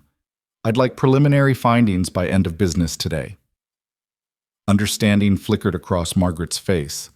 This wasn't Victor's accommodating wife anymore. This was someone who expected competence and wouldn't accept excuses. Of course, Ms. Varelli, right away. She left, and Elena took a moment to center herself. Through the office windows, Manhattan sprawled in all its chaotic glory. Millions of people making choices, building lives, creating meaning from the raw materials of circumstance and will. She'd been one of those people once, before she'd agreed to shrink herself to fit Victor's vision.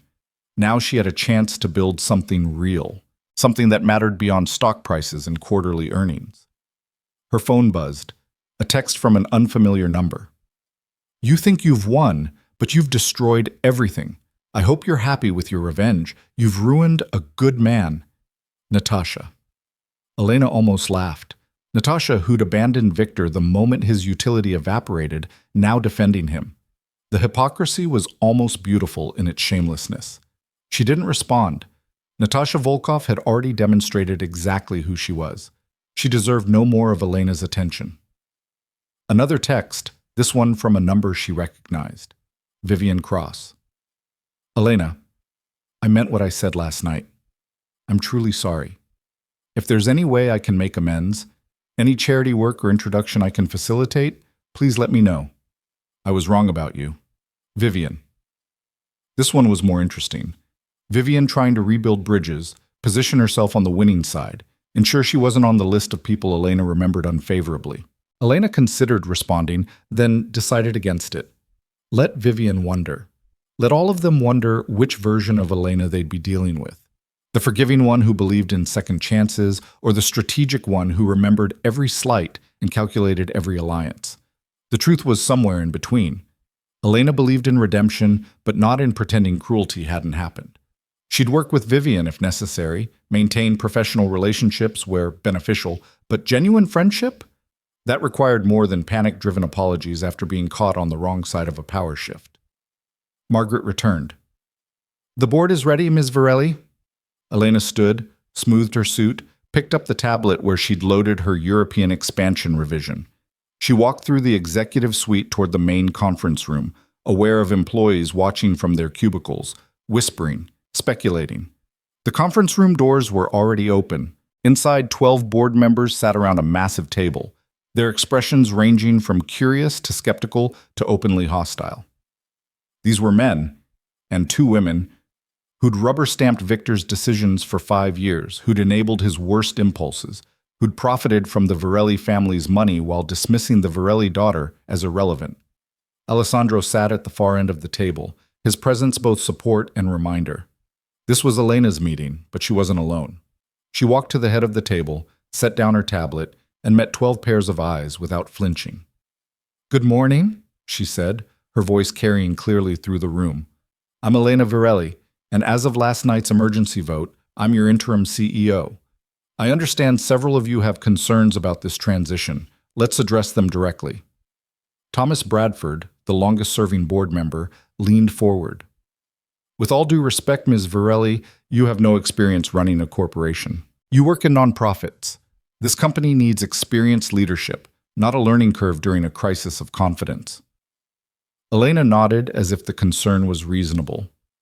You're right that I haven't held the title of CEO before, but let me ask you something, Thomas. How many board meetings have you attended in the past 5 years? All of them, he said proudly. And how many times did you question Victor's decisions? How many times did you push back on reckless expansion or demand proper due diligence on acquisitions? Thomas's face tightened.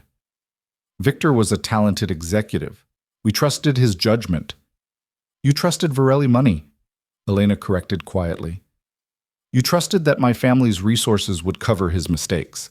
You trusted that I would keep quietly funneling capital to fix problems he created. That's not leadership, Thomas. That's enabling, and it stops now. She opened her tablet, pulled up a presentation, and sent it to the screen at the front of the room. This is Victor's European expansion plan, the one he was bragging about last night, the one you all approved 3 months ago. Let me show you what's actually in it. For the next 30 minutes, Elena systematically dismantled Victor's strategy, highlighting unsustainable projections, questionable partnerships, regulatory nightmares waiting to happen. She didn't speak with anger or judgment. She presented facts, data, analysis that made it impossible to deny the fundamental flaws in Victor's vision. The board members shifted uncomfortably as their complicity became undeniable. This plan would have cost us hundreds of millions, Elena concluded. It would have damaged our reputation in European markets permanently, and it would have happened because no one in this room was willing to tell Victor Hale he was wrong. She closed the presentation, pulled up a new one. This is my revision. Same goals. Establish presence in key European markets, build sustainable partnerships, create long-term value. But with realistic projections, vetted partners, and proper regulatory compliance. It'll take 2 years longer than Victor promised. It'll cost more upfront but save us in avoided disasters. And it'll actually work. She walked around the table, making eye contact with each board member. I'm not asking you to trust me because of my family name. I'm not asking you to enable me the way you enabled Victor. I'm asking you to look at this plan, evaluate it on merit, and tell me if it's sound. If you think it isn't, say so now. Challenge me. Question my assumptions. Do the job you're supposed to do. Silence filled the room. Finally, Sarah Chen, one of the 2 women on the board and the CFO of a major tech company, spoke up. The analysis is solid. The projections are conservative but achievable. The risk assessment is thorough. This is better than anything Victor presented. Agreed, said another board member, James Morrison, but implementation will require major changes to existing contracts. We've already committed resources to Victor's version. Then we renegotiate or we walk away, Elena said firmly. Sunk cost fallacy isn't a strategy. We don't throw good money after bad just because admitting mistakes is embarrassing. The markets will react negatively to such major strategy shifts, Thomas warned. The markets will react negatively to catastrophic failures in 18 months, Elena countered. I'd rather manage temporary stock dips than permanent reputation damage. Alessandro spoke for the first time. The Virelli family is prepared to provide bridge capital for the transition. We believe in this revised strategy. We believe in Elena's leadership. The question is whether this board does. The challenge hung in the air, unsubtle and powerful. Thomas Bradford looked at the data, looked at Elena, looked at Alessandro's calm confidence. Looked at Mistress. He was smart enough to see which way the wind was blowing. I move to approve Elena Virelli's European expansion revision and grant her full authority to implement necessary changes, he said. Seconded, Sarah Chen added immediately. The vote was unanimous. Elena felt something release in her chest, tension she hadn't realized she'd been holding. This wasn't validation. She didn't need their approval to know her plan was sound. But it was confirmation that this could work, that she could lead this company without fighting the board every step of the way. Thank you, she said simply. Now let's talk about the other problems Victor left us with. Margaret is compiling a report of all major decisions from the past 6 months. When we have that, we'll triage. Some things we can fix quickly. Others will require more extensive intervention. She pulled up another document, her expression serious. But there's something else we need to address. This company's culture. For 5 years, Victor created an environment where ego mattered more than competence, where flattery was rewarded over honesty, where employees learned to tell the boss what he wanted to hear rather than what he needed to know. She looked around the table. That's toxic, it's unsustainable, and it ends immediately. I'm implementing an anonymous feedback system where employees at all levels can report problems without fear of retaliation. I'm requiring all executives to undergo leadership training focused on ethical management. And I'm establishing clear channels for whistleblowing when they see safety violations, financial irregularities, or other serious concerns. Thomas looked uncomfortable. That seems extreme. We don't have significant cultural problems. We had a CEO who brought his mistress to company events, Elena said bluntly, who used company resources for personal expenditures, who created an environment where people were afraid to question his decisions. If that's not a cultural problem, Thomas, I don't know what is. She softened her tone slightly. I'm not interested in blame. I'm interested in change. Everyone in this room enabled Victor's behavior to some degree, myself included, but we have an opportunity now to build something better, to create a company culture based on integrity, competence, and actual results rather than performance and ego. Sarah Chen nodded slowly. I support these initiatives. When can we see detailed implementation plans? End of the week, Elena said. I'll have my team prepare comprehensive proposals for board review. Your team? James Morrison asked. You've been CEO for less than 12 hours. Elena smiled slightly. I've been preparing for this for 3 years. I know exactly who I want in key positions. People Victor overlooked because they weren't good at flattering him. People with actual expertise who've been frustrated by incompetent leadership. People who want to build something real. She glanced at her watch. We've covered the essential items. Unless there are other urgent concerns, I suggest we adjourn. I have about 50 other fires to put out today.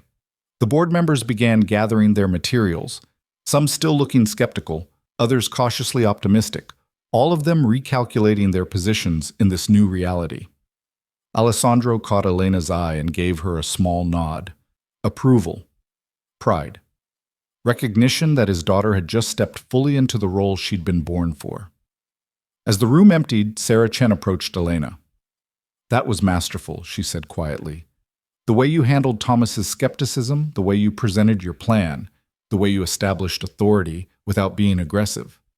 I've been in boardrooms for 20 years, and I've never seen a new CEO command a room like that. Thank you, Elena said. I had good teachers. Your father?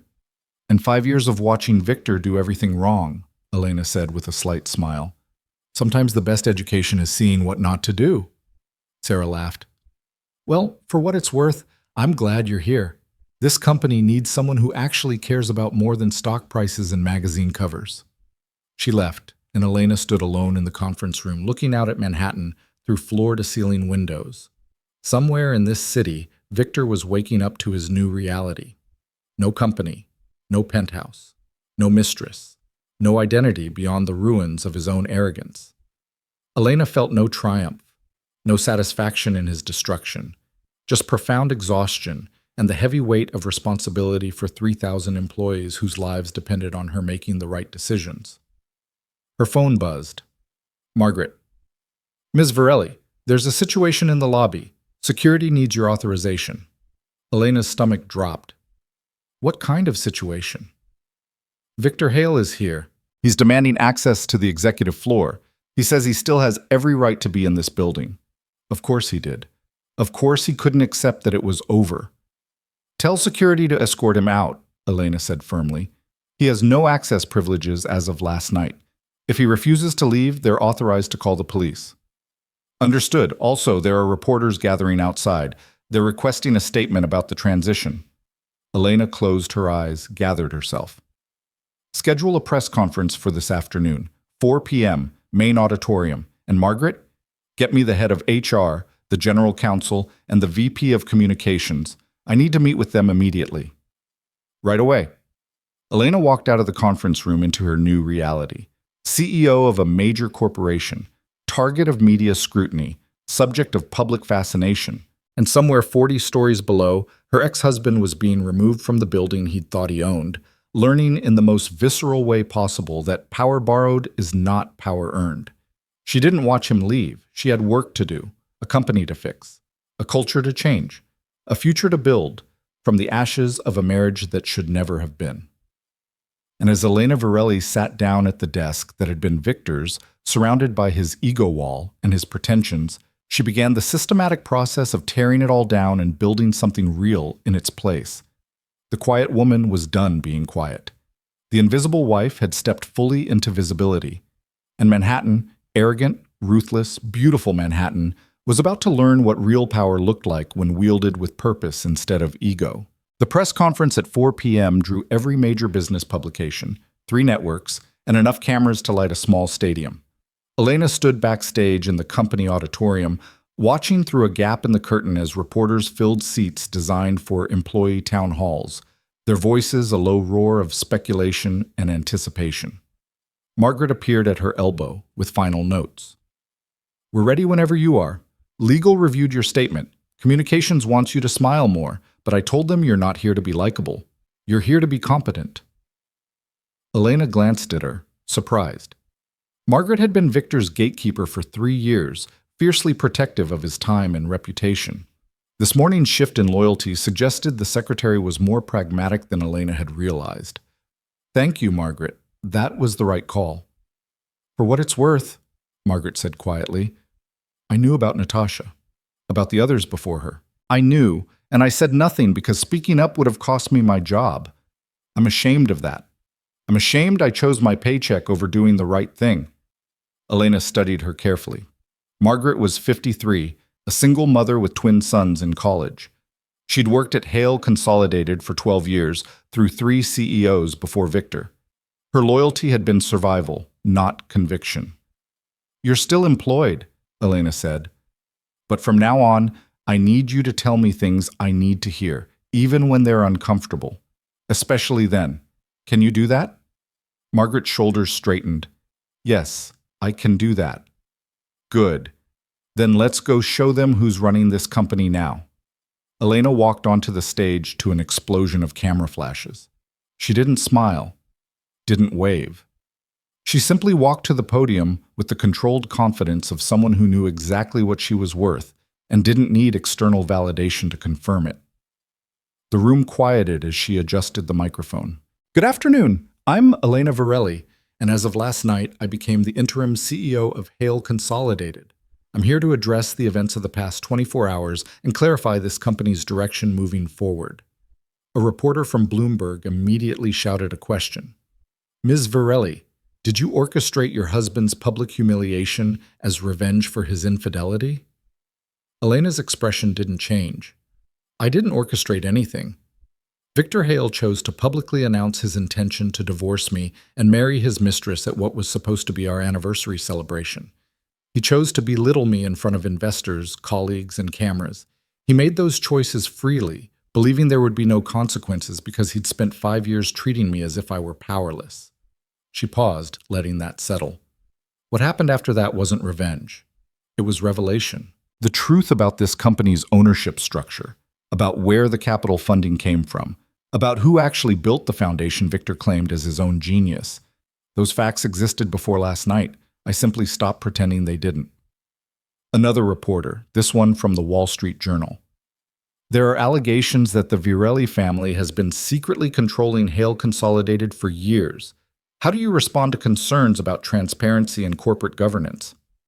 There's nothing secret about our ownership, Elena said calmly. The shareholding structure is filed with the SEC and has been publicly available for 5 years. Varelli Financial Holdings owns 48% of this company. That information was always accessible to anyone who bothered to look. The fact that people didn't look says more about assumptions made regarding who wields power than it does about our transparency. A third reporter. Ms. Varelli, you have no experience as a CEO. Why should investors trust you with a billion-dollar corporation? Elena had been waiting for this question. She pulled up a slide on the screen behind her showing her actual credentials. Stanford MBA, 5 years running a $300 million charitable operation, board positions on 4 major corporations, fluency in 6 languages, and a track record of successful international negotiations. I have more relevant experience than Victor Hale had when he took over this company, she said evenly. The difference is that my experience didn't come with the assumption of competence that often accompanies being a confident man in an expensive suit. I had to actually prove myself. So judge me on results, not on your preconceptions about who looks like a CEO. The room erupted with follow-up questions, reporters shouting over each other. Elena waited for silence, then pointed to a woman in the 3rd row from the Financial Times. What's your response to Victor Hale's statement this morning that you've stolen his life's work and destroyed a successful company out of spite? Elena felt her jaw tighten, but kept her voice measured. Victor issued a statement? Yes. About an hour ago. He's claiming the ownership structure was fraudulent, that he was deceived into signing contracts, and that he plans to sue for restoration of his position and damages. Of course he was. Of course Victor couldn't accept responsibility, couldn't acknowledge his own failures, couldn't see past his wounded ego to the reality of what he'd done. "Victor Hale is welcome to pursue legal action," Elena said coolly. "Our legal team will be happy to present every contract he signed, every document he reviewed, every filing that clearly showed the ownership structure. We have 5 years of evidence demonstrating that he understood exactly what he was signing. His selective amnesia now doesn't change legal facts." She leaned forward slightly, her voice hardening. "Let me be absolutely clear. Victor Hale was CEO of this company for 5 years.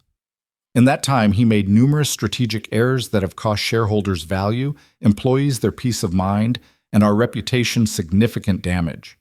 He ran this company like his personal kingdom, surrounded himself with yes men, and made decisions based on ego rather than analysis. That's not my assessment. That's documented in board meeting minutes, employee complaints, and financial performance relative to industry benchmarks." The reporters scribbled furiously. Cameras captured every word. "My job now is to fix what he broke," Elena continued, "to rebuild relationships he damaged, to refocus this company on sustainable growth rather than flashy headlines, to create a culture where competence matters more than confidence, where results matter more than rhetoric." She straightened, signaling the conference was ending. "I'll take one more question." A young reporter from a tech publication raised her hand. "Ms. Varelli, what do you say to people who see this as a fairy tale revenge story? The underestimated wife taking down her arrogant husband?" Elena considered the question carefully. "I'd say that framing diminishes what actually happened," she said quietly. "This isn't a fairy tale. This is what happens when someone mistakes kindness for weakness, silence for stupidity, and patience for powerlessness. This is what happens when a man builds his entire identity on a foundation he doesn't own and can't sustain. This is what happens when arrogance meets consequence." She paused. "But more importantly, this isn't about Victor anymore. It's about 3,000 employees who deserve competent leadership. It's about investors who deserve honest stewardship. It's about building something that matters beyond one person's ego. Victor made this about him. I'm making it about them." She stepped away from the podium to a cacophony of shouted questions. Her communications director, David Park, intercepted her backstage.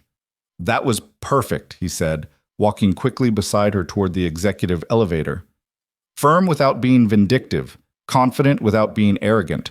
The clips are going to play well." "I don't care how they play," Elena said.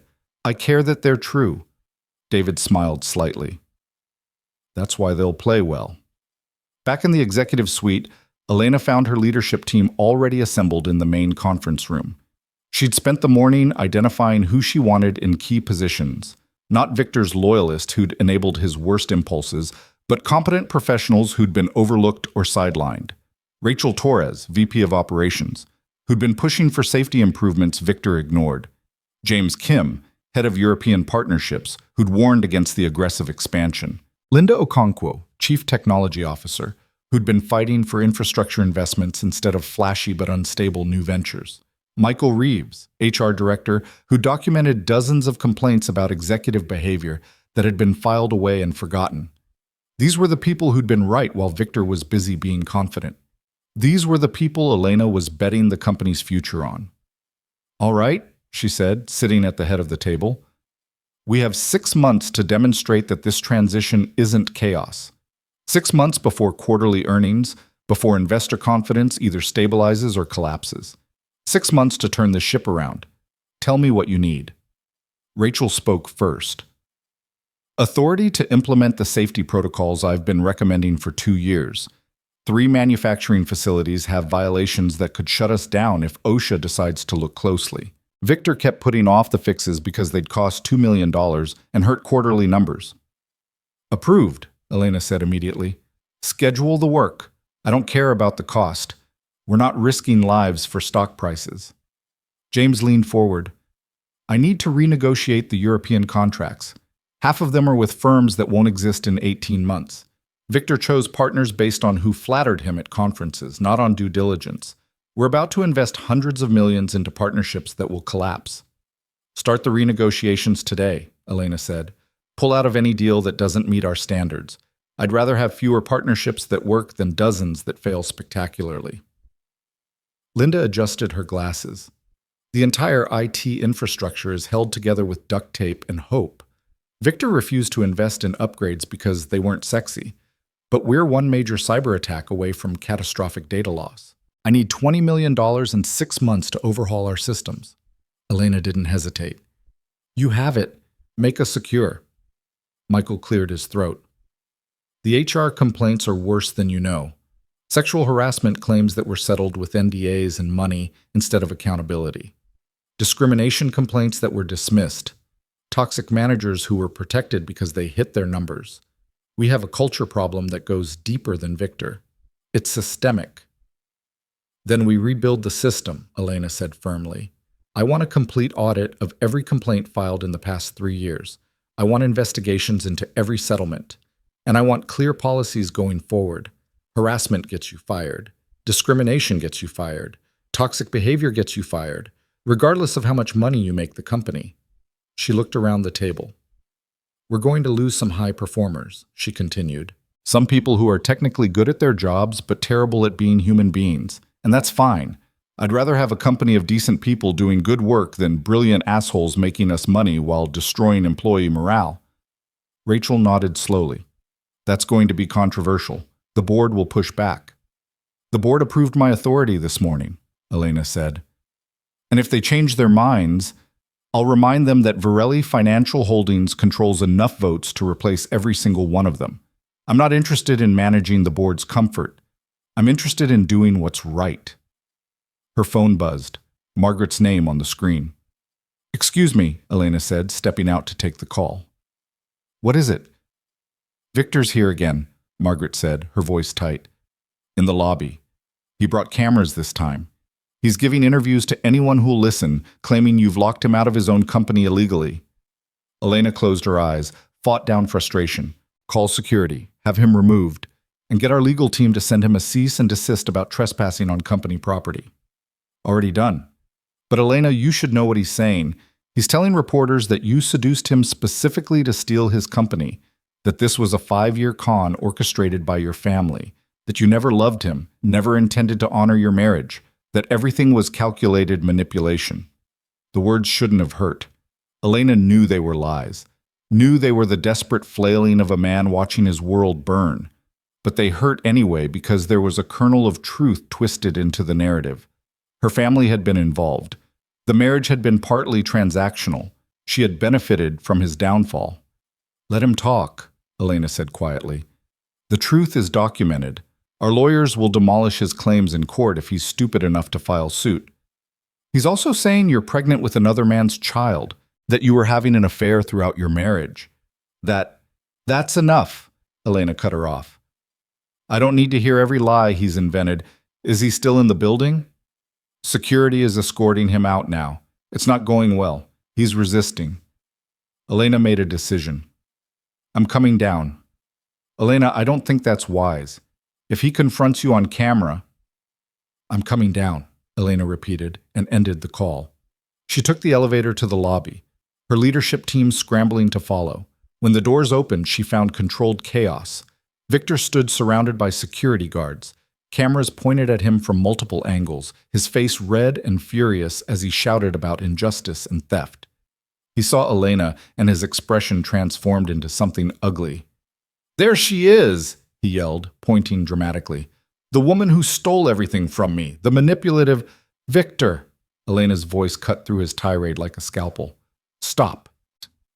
The calm command in her tone made him falter mid-sentence. She walked toward him slowly, aware of every camera, every microphone, every witness to this moment. You're embarrassing yourself, she said quietly, when she was close enough that only he and security could hear clearly. You're making claims you can't support, accusations you can't prove, creating a narrative that will be destroyed in court. Stop. You destroyed me, Victor hissed. You planned this from the beginning, you and your father. This was always about taking my company. It was never your company, Elena said, and her voice was almost gentle, almost pitying.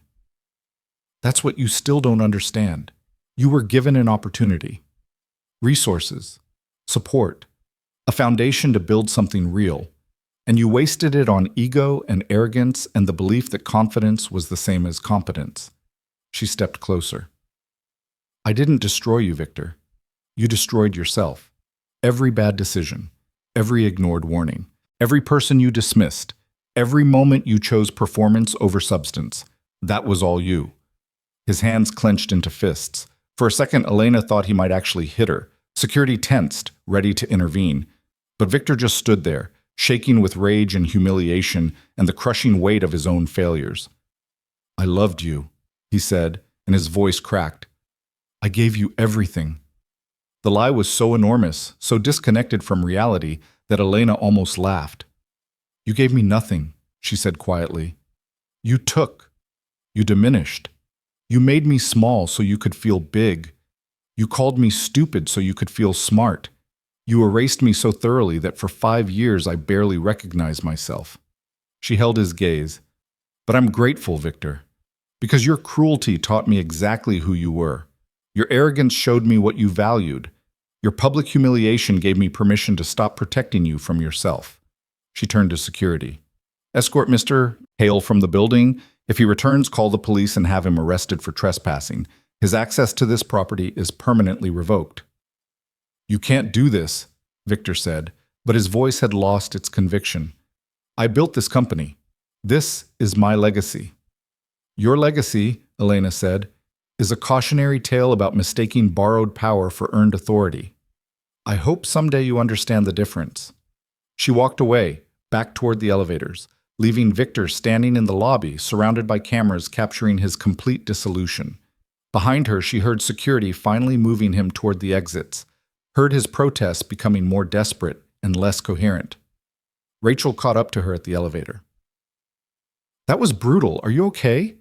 Elena realized her hands were shaking. She clasped them together, steadying herself. I will be, she said.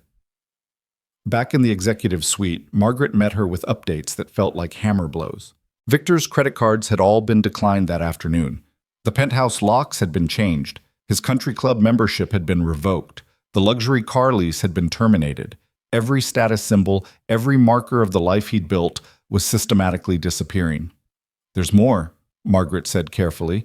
Natasha Volkov has given an exclusive interview to Vanity Fair. She's claiming Victor promised her marriage, security, that he said you were mentally unstable, and that the divorce was already finalized. She's positioning herself as a victim. Elena felt exhausted beyond measure. Of course she is. Everyone wants to be the victim when consequences arrive. The article will run next month. They want your response. My response is that I have a company to run and no interest in litigating my personal life in magazines, Elena said. Anything else? Your father called. He wants to know if you're free for dinner tonight. Elena nodded. Tell him yes. I could use some perspective from someone who's survived worse than this. The rest of the day passed in a blur of meetings, decisions, crises requiring immediate attention. By 7 p.m., Elena felt like she'd lived an entire year in 18 hours. She met Alessandro at a quiet Italian restaurant in Brooklyn, far from Manhattan's elite circles, far from cameras and speculation. Her father was already seated when she arrived, a glass of wine waiting for her. You look exhausted, he said, standing to embrace her. I am exhausted, Elena admitted, sinking into her chair. Physically, emotionally, spiritually exhausted. But you're still standing, Alessandro observed. That's what matters. They ordered food neither of them would really taste, too tired to care about culinary excellence. For a few minutes, they sat in comfortable silence, the kind only possible between people who'd survived storms together. Victor showed up at the office today, Elena said finally, twice. With cameras, making accusations, creating scenes. He's completely unraveling. Alessandro nodded. I heard. His lawyers contacted us this afternoon. They want to negotiate. Negotiate what? He has no leverage. They claim he was coerced into signing the ownership documents, that he was under duress, that we took advantage of his financial desperation 5 years ago. Elena laughed bitterly. We saved him from bankruptcy. We gave him everything he needed to succeed. How is that taking advantage? Because he failed anyway, Alessandro said quietly. And people like Victor can't accept that failure is sometimes just the natural result of their own choices. They need someone else to blame. A conspiracy. A villain. Something external to explain why they're not the genius they believe themselves to be. He sipped his wine. We'll demolish his claims in court if he files suit. But Elena, be prepared for this to get uglier before it gets better. Desperate people do desperate things. Victor's identity was completely wrapped up in being CEO, being successful, being admired. You've stripped all that away. He's going to lash out in whatever ways he can. I know, Elena said. I just wish he'd accept some responsibility, show some humility, admit that he made mistakes, but that would require self-awareness he's never demonstrated. Alessandro reached across the table, covered her hand with his. How are you really doing with all of this? The company is one thing, but your marriage ended, publicly, brutally. That has to hurt regardless of how it happened. Elena felt tears threatening and forced them back. She'd cried enough. She'd shown enough vulnerability. It does hurt, she admitted quietly. Not because I'm losing Victor. I lost the real Victor years ago, if he ever existed. But because I'm losing the idea of what we could have been. The marriage I hoped for. The partnership I tried to build. The love I thought might grow if I was patient enough. She pulled her hand back, wrapped both around her wine glass. I feel foolish, she continued, for believing, for trying, for giving 5 years to someone who couldn't see my worth because he was too busy admiring his own reflection. You're not foolish, Alessandro said firmly. You're generous. You gave someone a chance when they didn't deserve it. You showed grace when cruelty would have been easier. You tried to build something real with someone who only understood performance. That's not weakness, Elena. That's strength. It doesn't feel like strength, she said. It feels like failure. Because you're measuring yourself by whether you could change him, Alessandro said. But some people don't want to change. Some people are so committed to their own mythology that anything challenging it must be destroyed. That's not your failure. That's his. The food arrived. They ate mechanically, neither tasting much. What happens now? Elena asked after a while. With Victor, I mean. Where does he go from here? Alessandro shrugged. That depends on the choices he makes. If he accepts the severance package, cooperates with the transition, signs the divorce papers without contest, he'll walk away with enough money to be comfortable. Not wealthy by his recent standards, but secure. He could rebuild, start over, learn from this. But you don't think he will? I think he'll fight, Alessandro said. I think he'll hire expensive lawyers he can't afford. I think he'll contest everything, drag this out, spend whatever money he has left, trying to prove he was wronged. I think he'll waste years of his life trying to reclaim something that was never his in the first place. He met her eyes. And I think watching that happen will hurt you. Because despite everything, you still have compassion for him. You still remember who you hoped he could be. That's who you are, Elena. That's your gift and your burden.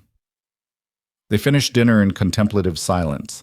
Alessandro paid the bill, walked Elena to her car, hugged her tightly before she left. I'm proud of you, he said, for everything, for today, for these 5 years, for knowing when to be patient and when to be powerful. Your mother would be proud too.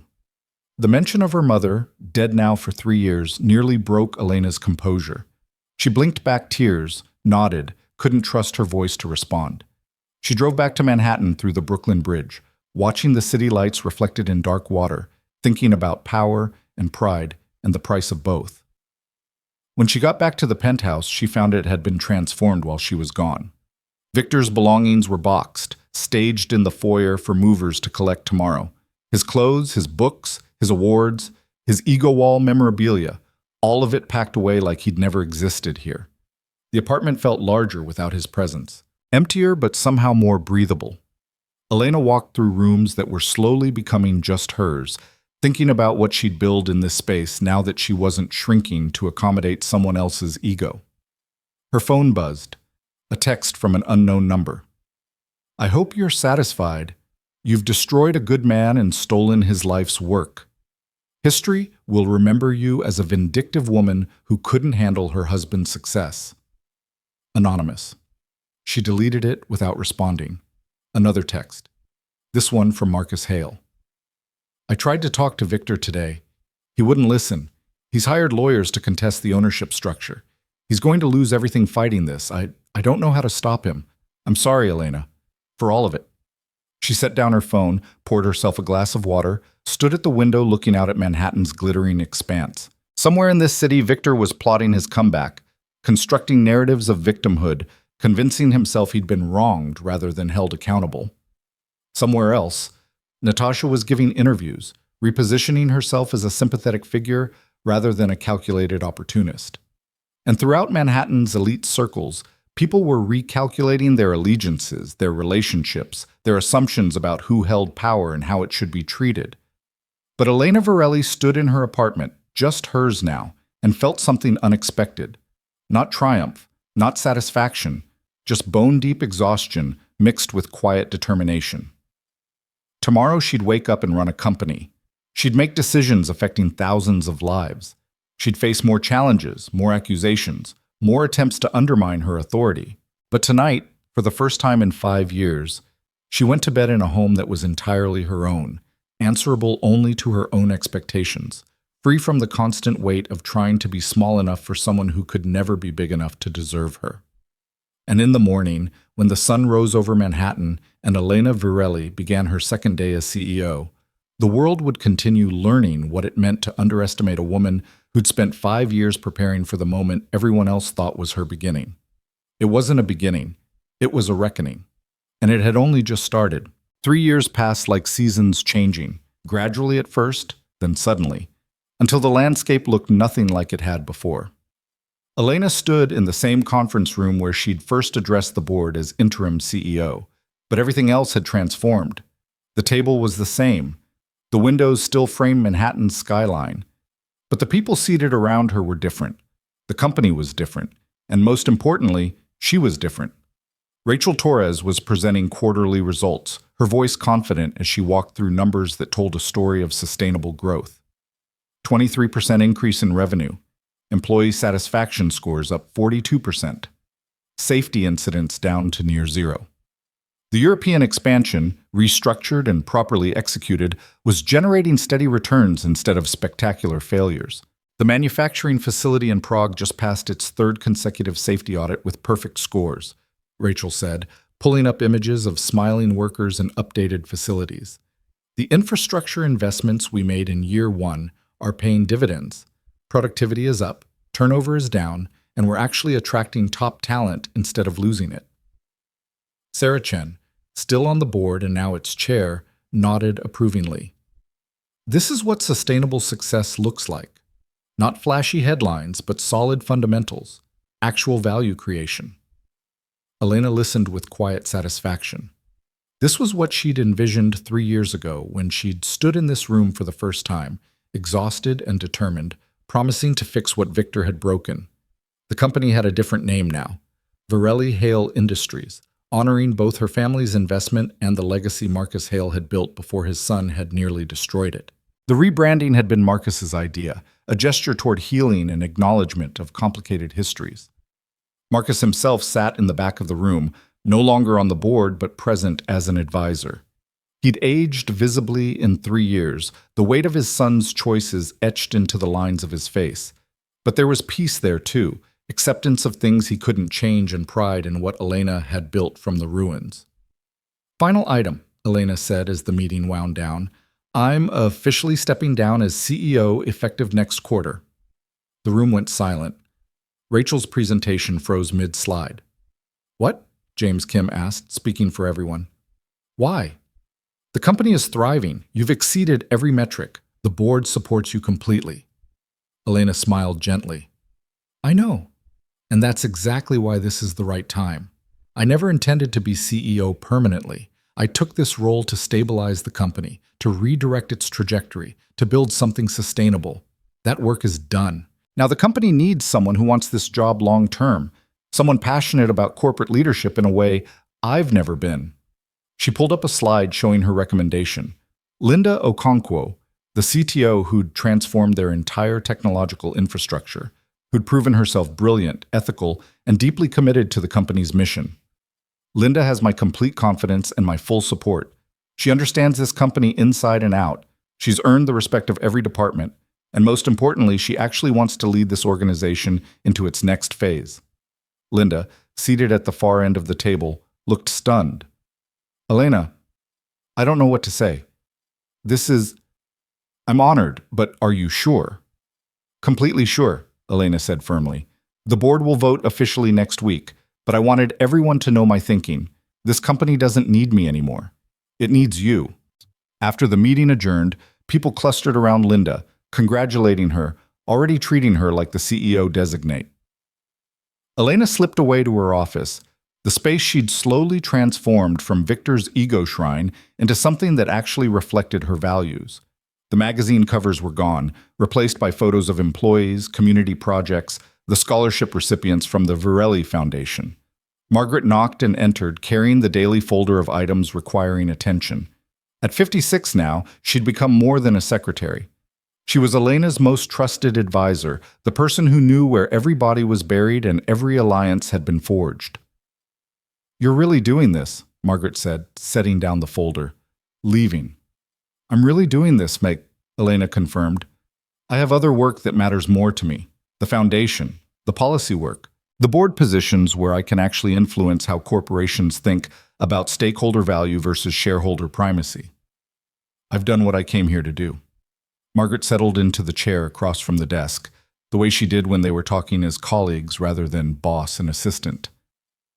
"I heard from Victor's lawyer yesterday," she said quietly. "They're finally dropping the lawsuit, all of it. The ownership challenge, the fraud claims, the defamation suit, 3 years of expensive legal battles, and they're walking away with nothing." Elena felt no triumph, just tired sadness for the waste of it all. "How is he?" she asked, though part of her didn't want to know. Margaret hesitated. "Not good. He's burned through most of the severance-fighting legal battles he couldn't win. He's working as a consultant now, but his reputation precedes him. Companies hire him for short-term projects, nothing substantial. He's living in a studio apartment in Queens. No entourage. No status symbols. No one returning his calls." She paused, choosing her words carefully. "He looks old, Elena. Broken. Like someone who bet everything on a hand he didn't understand and lost it all." Elena closed her eyes, processing this. She'd imagined Victor's downfall so many times during their marriage, those moments when his cruelty had been particularly sharp. But now that it had actually happened, she felt no satisfaction, just recognition of human frailty, of what happened when ego collided with reality and reality won. "Does he blame me still?" she asked. "I think he blames everyone," Margaret said. "You, his father, his lawyers, the board, the universe, everyone except himself. That's the real tragedy. 3 years, and he still can't accept that his own choices destroyed him." A knock interrupted them. Rachel poked her head in. "Sorry to interrupt, but there's someone here to see you. Says it's personal. A Natasha Volkov?" Elena's eyebrows rose. Natasha. The mistress who'd abandoned Victor the moment his utility evaporated. The woman who'd given that Vanity Fair interview positioning herself as a victim of his manipulations. "Should I tell her you're busy?" Rachel asked, reading Elena's hesitation. "No," Elena said, curiosity overriding caution. "Send her in." Natasha Volkov entered the office 3 years older and somehow diminished. The platinum hair was darker now, pulled back in a professional style. The designer clothes were still expensive but less flashy. She looked like someone who'd learned that beauty alone wasn't enough, that performance had limits, that calculation couldn't protect against every consequence. "Elena," she said, and her accent was thicker than Elena remembered, suggesting stress or emotion. "Thank you for seeing me. I wasn't sure you would."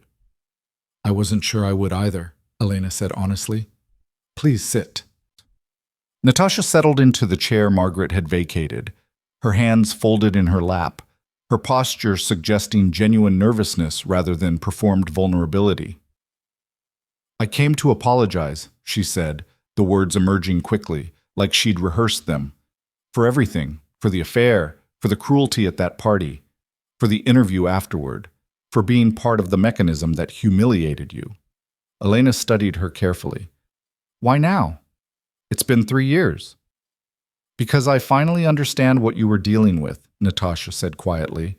"After Victor lost everything, after I left him, I watched what happened, the lawsuits, the desperation, the complete inability to accept responsibility.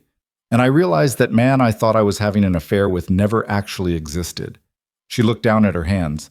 He told me you were mentally unstable, that the marriage was already over, that you'd cheated on him first. He created this whole narrative where he was the victim and you were the villain, and I believed it because it made me feel better about what I was doing. Why did you believe it? Elena asked, genuinely curious. Natasha laughed bitterly. Because I wanted to. Because it's easier to be the other woman when you convince yourself the wife deserves it. Because I was 28 and stupid and thought power was the same as being powerful. That proximity to success made me successful. She met Elena's eyes directly. But you were the powerful one all along. You had actual power, family, resources, intelligence, competence, and you didn't need to perform it. You didn't need everyone to see it. You just were it. While I was just performing, trading beauty and connections for proximity to something that wasn't even real. What do you want from me? Elena asked, not unkindly, but directly. Nothing, Natasha said. Just to say I'm sorry, to acknowledge that I was wrong, to tell you that watching you these past 3 years, the way you've led this company, the way you've carried yourself, the way you've refused to be vindictive even when you had every right, has taught me more about real power than anything Victor ever showed me. She stood to leave, then hesitated. For what it's worth, I think he loved you. In whatever broken way he was capable of loving, but he loved his image of himself more. He loved the performance more. And when you threatened that performance by being actually competent, actually powerful, actually everything he pretended to be, he had to destroy you because he couldn't face what you represented. What did I represent? Elena asked. The truth, Natasha said simply. That he was ordinary, that his success was borrowed, that confidence without competence is just noise. You were a mirror showing him reality, and he couldn't stand what he saw. She moved toward the door, paused with her hand on the handle. I'm engaged now, she said, to a teacher. He makes $60,000 a year and thinks I'm brilliant because I speak 5 languages. He has no money, no status, nothing Victor would have valued, but he sees me, really sees me. Not what I can do for him or how I make him look, just me. She smiled slightly. It's not what I thought I wanted, but it's what I needed. I hope you find that too, Elena. Someone who sees you. After she left, Elena sat in silence, processing the unexpected apology, the surprising self-awareness, the recognition that people could grow if they chose to. The intercom buzzed. Margaret again. Your 4 o'clock is here. Dr. Sarah Mitchell from Columbia. She's early. Elena checked her calendar, remembered. The interview for the position she'd created, Director of Corporate Ethics and Social Responsibility. A role that didn't exist in most companies, that Victor would have mocked as unnecessary, that Elena knew was essential for the kind of company she wanted this to be. Send her in 5 minutes, Elena said. I need a moment. She stood, walked to the window, looked out at Manhattan stretching endlessly in every direction. Somewhere in this city, Victor was struggling with the consequences of his own choices, unable or unwilling to take responsibility. Somewhere else, Natasha was planning a wedding to a teacher, learning that real value had nothing to do with net worth. And throughout these buildings, these streets, these millions of lives intersecting, people were making choices that would define their futures.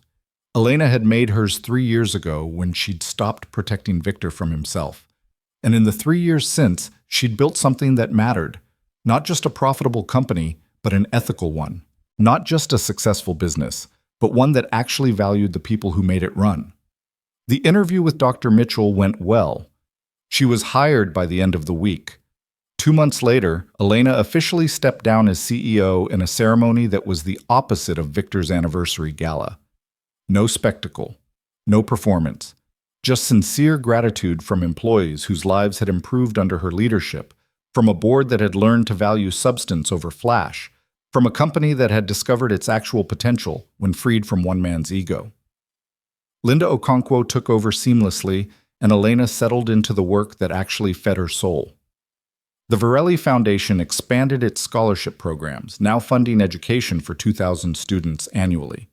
She joined 3 corporate boards where her influence pushed companies toward more ethical practices. She wrote, she spoke, she worked to reshape how business thought about success. And slowly, carefully, She started rebuilding a personal life that had been neglected for years. She dated occasionally, nothing serious. She reconnected with friends she'd lost touch with during her marriage. She traveled for pleasure instead of obligation. She learned to take up space again, to speak without apologizing, to exist without shrinking. One afternoon in late spring, nearly 4 years after that catastrophic anniversary gala, Elena was having coffee with Marcus Hale in the same Brooklyn restaurant where she'd met her father the night of the confrontation. Marcus was 77 now, retired completely, spending his time mentoring young entrepreneurs and, in his words, trying to give back some of what he'd taken through years of questionable business practices. "I heard from Victor yesterday," he said, stirring sugar into his espresso. "First time in 6 months." Elena felt her chest tighten. "How is he?" Still angry, still convinced the world wronged him, still unable to see his part in any of it. Marcus sighed deeply. He wanted money. Said he has an opportunity, a new venture. "If I just invest a few $100,000 to get it started." "Did you give it to him?" "No." Marcus's voice was firm but sad. "I told him I'd pay for therapy. I'd pay for education if he wanted to retrain for a new career. I'd pay for anything that involved actual growth and change, but I'm done funding his delusions, done enabling his refusal to face reality." He looked at Elena with eyes that held profound regret. "I created him, not biologically, but psychologically. I gave him everything too easily. I shielded him from consequences. I let him believe that confidence was the same as competence, because I wanted my son to be successful more than I wanted him to be good." "You're not responsible for his choices," Elena said gently. "No, but I'm responsible for the environment that shaped those choices, for teaching him that image mattered more than integrity, that success justified any method, that power was something to be performed rather than earned." He smiled sadly. "You know what's funny? I spent 40 years building a company based on those values, and it took you 3 years to show me what I'd done wrong, what real leadership actually looks like. You've been a better child to me than my own son, and I don't deserve it." "You're being too hard on yourself," Elena said. "Am I? My son is nearly 43 years old, broke, bitter, alone, and completely unable to understand why. That's not an accident. That's the result of choices I made about what to value and what to excuse." They sat in comfortable silence for a while.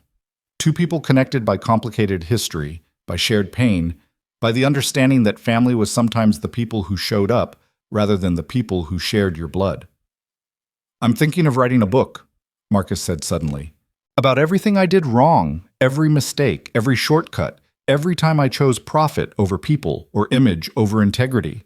I want to warn other business leaders, other parents, about what happens when you build on the wrong foundations." "That's brave," Elena said. "It's penance," Marcus corrected. "It's the least I can do." 6 months later, Elena received an invitation to speak at a business ethics conference at Harvard. The topic? Power, responsibility, and the cost of ego in corporate leadership. She almost declined, not sure she wanted to relive those years publicly, but something made her accept. The auditorium was packed. Business students, young professionals, established executives, all there to hear the woman who'd become something of a legend in certain circles. The quiet wife who'd been hiding in plain sight. The heiress who'd rebuilt a company while refusing to be vindictive. The leader who'd proven that competence and ethics weren't mutually exclusive. Elena stood at the podium, looking out at hundreds of faces, and began to speak. "4 years ago, I watched my husband publicly humiliate me at what was supposed to be our anniversary party. He announced his intention to divorce me, flaunted his mistress, and told a room full of powerful people that I was nothing, worthless, a mistake he was correcting."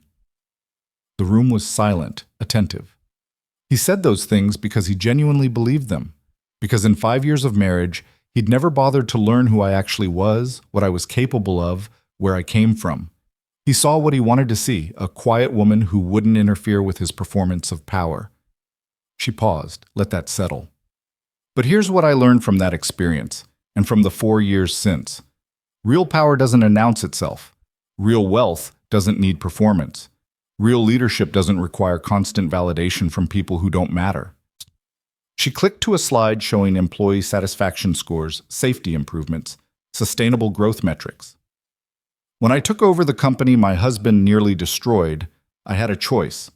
I could run it the way he did, ego-driven, focused on headlines and quarterly stock prices, treating employees as expendable resources.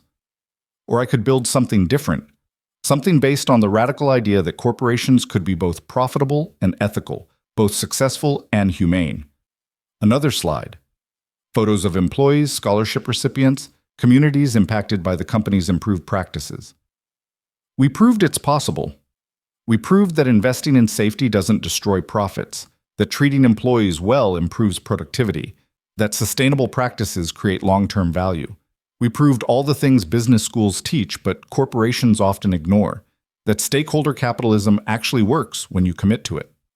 She advanced to the final slide.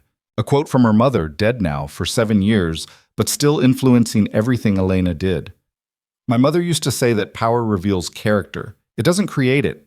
When you give someone power, you don't change who they are. You just show who they've always been, but with the resources to make it visible. Elena looked out at the audience.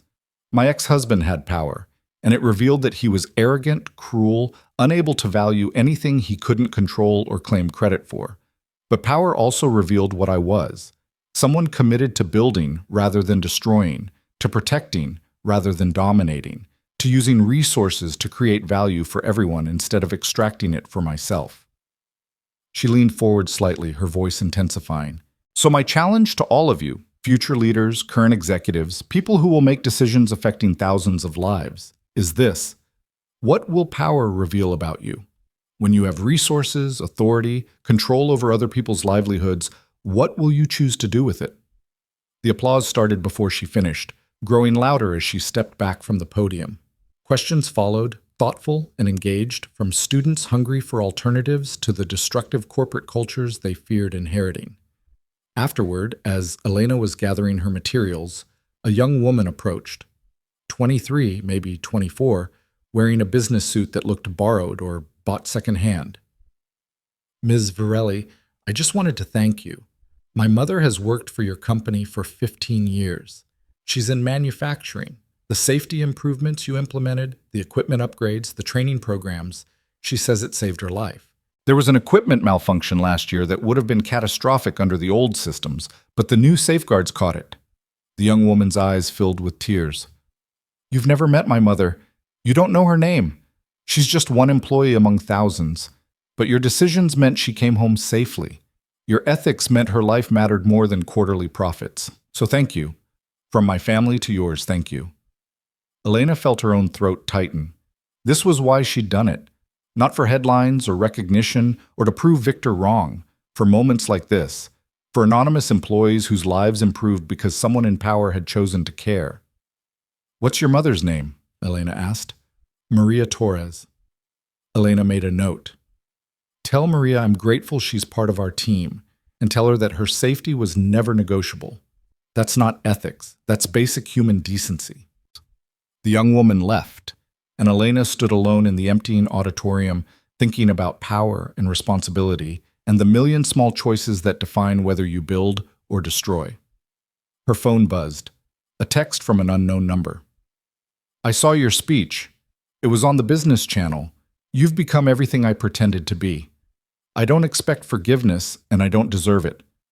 But I wanted you to know that I finally understand what I lost. I hope you're happy.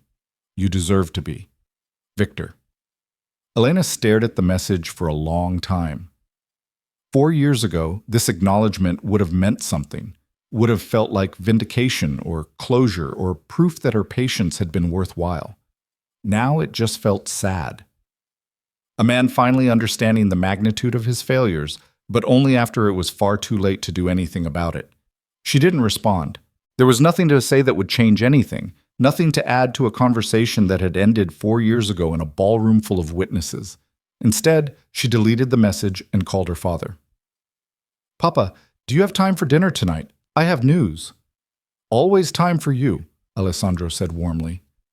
Good news, I hope. The foundation received a major grant. We're expanding the scholarship program to include vocational training, not just traditional college. We're going to help people who want to be electricians, plumbers, healthcare technicians, all the careers society undervalues, but actually needs. Your mother would be so proud, Alessandro said, and his voice carried the weight of grief and love mixed together. She always said that real change comes from empowering people to build better lives, not just giving them charity. That evening, over dinner at their favorite restaurant, Alessandro asked the question he'd been carefully not asking for 4 years. Are you happy, Elena? Really happy? She considered the question seriously, not rushing to easy answers. I'm content, she said finally. I'm doing work that matters. I have purpose. I have impact. I have freedom to make choices aligned with my values. I have relationships that fulfill me. Am I deliriously happy every moment? No. But I'm satisfied with who I am and what I'm building. That feels like a deeper kind of happiness than what I used to chase. And romantically? Alessandro asked gently. It's been 4 years. Have you let yourself be open to that? Elena smiled. I've dated. Nothing serious. I'm not closed to it, but I'm also not desperate for it. I learned from Victor that being alone is better than being with someone who makes you feel alone. I'd rather have solitude with dignity than partnership with diminishment. You're wise beyond your years, Alessandro said. I had expensive education, Elena said wryly. 5 years of marriage to a narcissist teaches you things MBA programs never could. They laughed, and the sound was healing, proof that pain could transform into something lighter, given enough time and distance. 2 years later, Elena Varelli turned 38 years old at a small gathering of friends, family, and colleagues who'd become family. No spectacle, no performance. Just people who actually knew her, valued her, saw her for who she truly was. Marcus Hale was there, his book just published to surprising acclaim, his redemption arc, a counterpoint to his son's continued dissolution. He gave Elena a first edition as a birthday gift, inscribed with words that made her cry, "To the daughter I should have raised, who taught me what real strength looks like. Thank you for showing me it's never too late to choose integrity." Linda Okonkwo was there, thriving as CEO, leading the company into new markets with the same ethical foundation Elena had established. She brought news that employee retention was at an all-time high, that the company had been named one of the best places to work in America, that profits and principles had proven compatible. Even Natasha came, now married to her teacher, pregnant with their first child, transformed by choices Elena suspected she'd never expected to make. She brought Elena a small gift, a book of poetry by Rumi, with a note that read, "You showed me that revenge is just another prison. Thank you for choosing freedom instead." And there, in a corner talking quietly with Alessandro, was someone new. Daniel Chen, a professor of philosophy at Columbia, brilliant and kind, who'd met Elena at a fundraiser 3 months ago and had been carefully, respectfully pursuing her ever since. He wasn't wealthy, he wasn't powerful by conventional measures, but he saw her, really saw her, and that, Elena was learning, was worth more than any empire. As the party wound down and guests departed with warm embraces and genuine affection, Elena stood on her balcony looking out at Manhattan, the same city where she'd been humiliated 4 years ago, the same skyline that had witnessed her destruction and reconstruction. But everything was different now. She was different. Her phone buzzed one final time, a news alert. Victor Hale, former CEO of Hale Consolidated, filed for bankruptcy today, citing legal fees and failed business ventures. His whereabouts are currently unknown, with sources suggesting he's left New York entirely. Elena felt a wave of sadness wash over her, but not regret, not guilt, just recognition that some people never learn, never change, never accept that their own choices created their reality. She hoped somewhere Victor would finally find peace, would finally stop running from accountability, would finally do the hard work of becoming someone worth being. But that was his journey, his responsibility, his choice to make or avoid. Hers was different. She'd chosen to build instead of destroy, to protect instead of dominate, to use power for creation rather than control. She'd chosen freedom over revenge, dignity over performance, substance over spectacle. And in making those choices, she'd discovered something profound, that real power wasn't about making others small so you could feel big. Real power was about becoming so secure in your own worth that you could lift others without feeling diminished. Daniel stepped out onto the balcony, handed her a glass of wine, stood beside her without demanding attention or conversation. Just present, just there. "Thank you for inviting me tonight," he said quietly. "Your family is wonderful, your father especially. He told me stories about your mother. She sounds remarkable." "She was," Elena said. "She taught me everything that matters."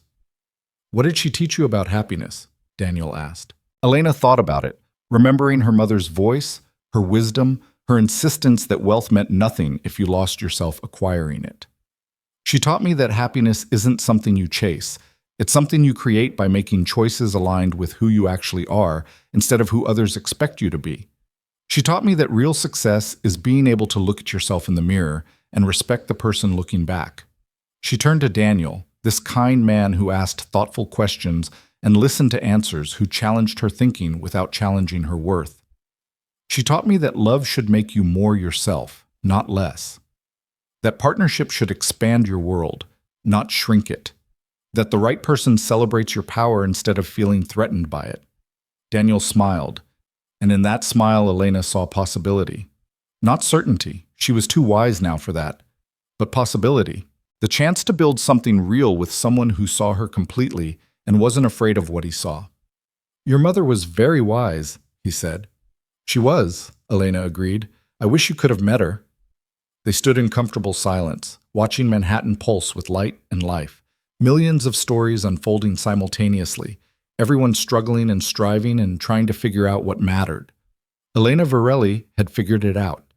It wasn't power, though she had that. It wasn't wealth, though she'd been born into it. It wasn't revenge, though she'd had every justification for it. It was dignity. It was choosing who you became in response to what others did to you. It was refusing to let cruelty turn you cruel, refusing to let humiliation make you humble yourself, refusing to let someone else's inability to see your worth convince you that you had none. It was knowing when to be patient and when to be powerful, when to give chances and when to walk away, when to build and when to let things fall. And most importantly, it was understanding that real power, the kind that lasted, the kind that mattered, the kind that actually changed things, came not from dominating others, but from knowing yourself so completely that nothing and no one could shake your foundation. Victor Hale had tried to destroy her, and in trying, he'd revealed exactly who he was and what he'd always been. Someone who mistook performance for power, who confused confidence with competence, who believed that making others small would make him big. He'd lost everything because he'd never understood that everything he had was borrowed, conditional, dependent on the woman he'd dismissed as nothing. And Elena Varelli, the quiet wife in the cheap dress, the placeholder he'd planned to discard, had taken everything he'd tried to destroy and built from it something stronger, something better, something real. Not as revenge, but as proof. Proof that dignity couldn't be taken, only surrendered. Proof that real power didn't need to announce itself. Proof that the quietest person in the room might be the most dangerous one, if you were foolish enough to mistake silence for weakness. The city sparkled beneath her, indifferent to individual stories, continuing its eternal rhythm regardless of who rose or fell within its boundaries.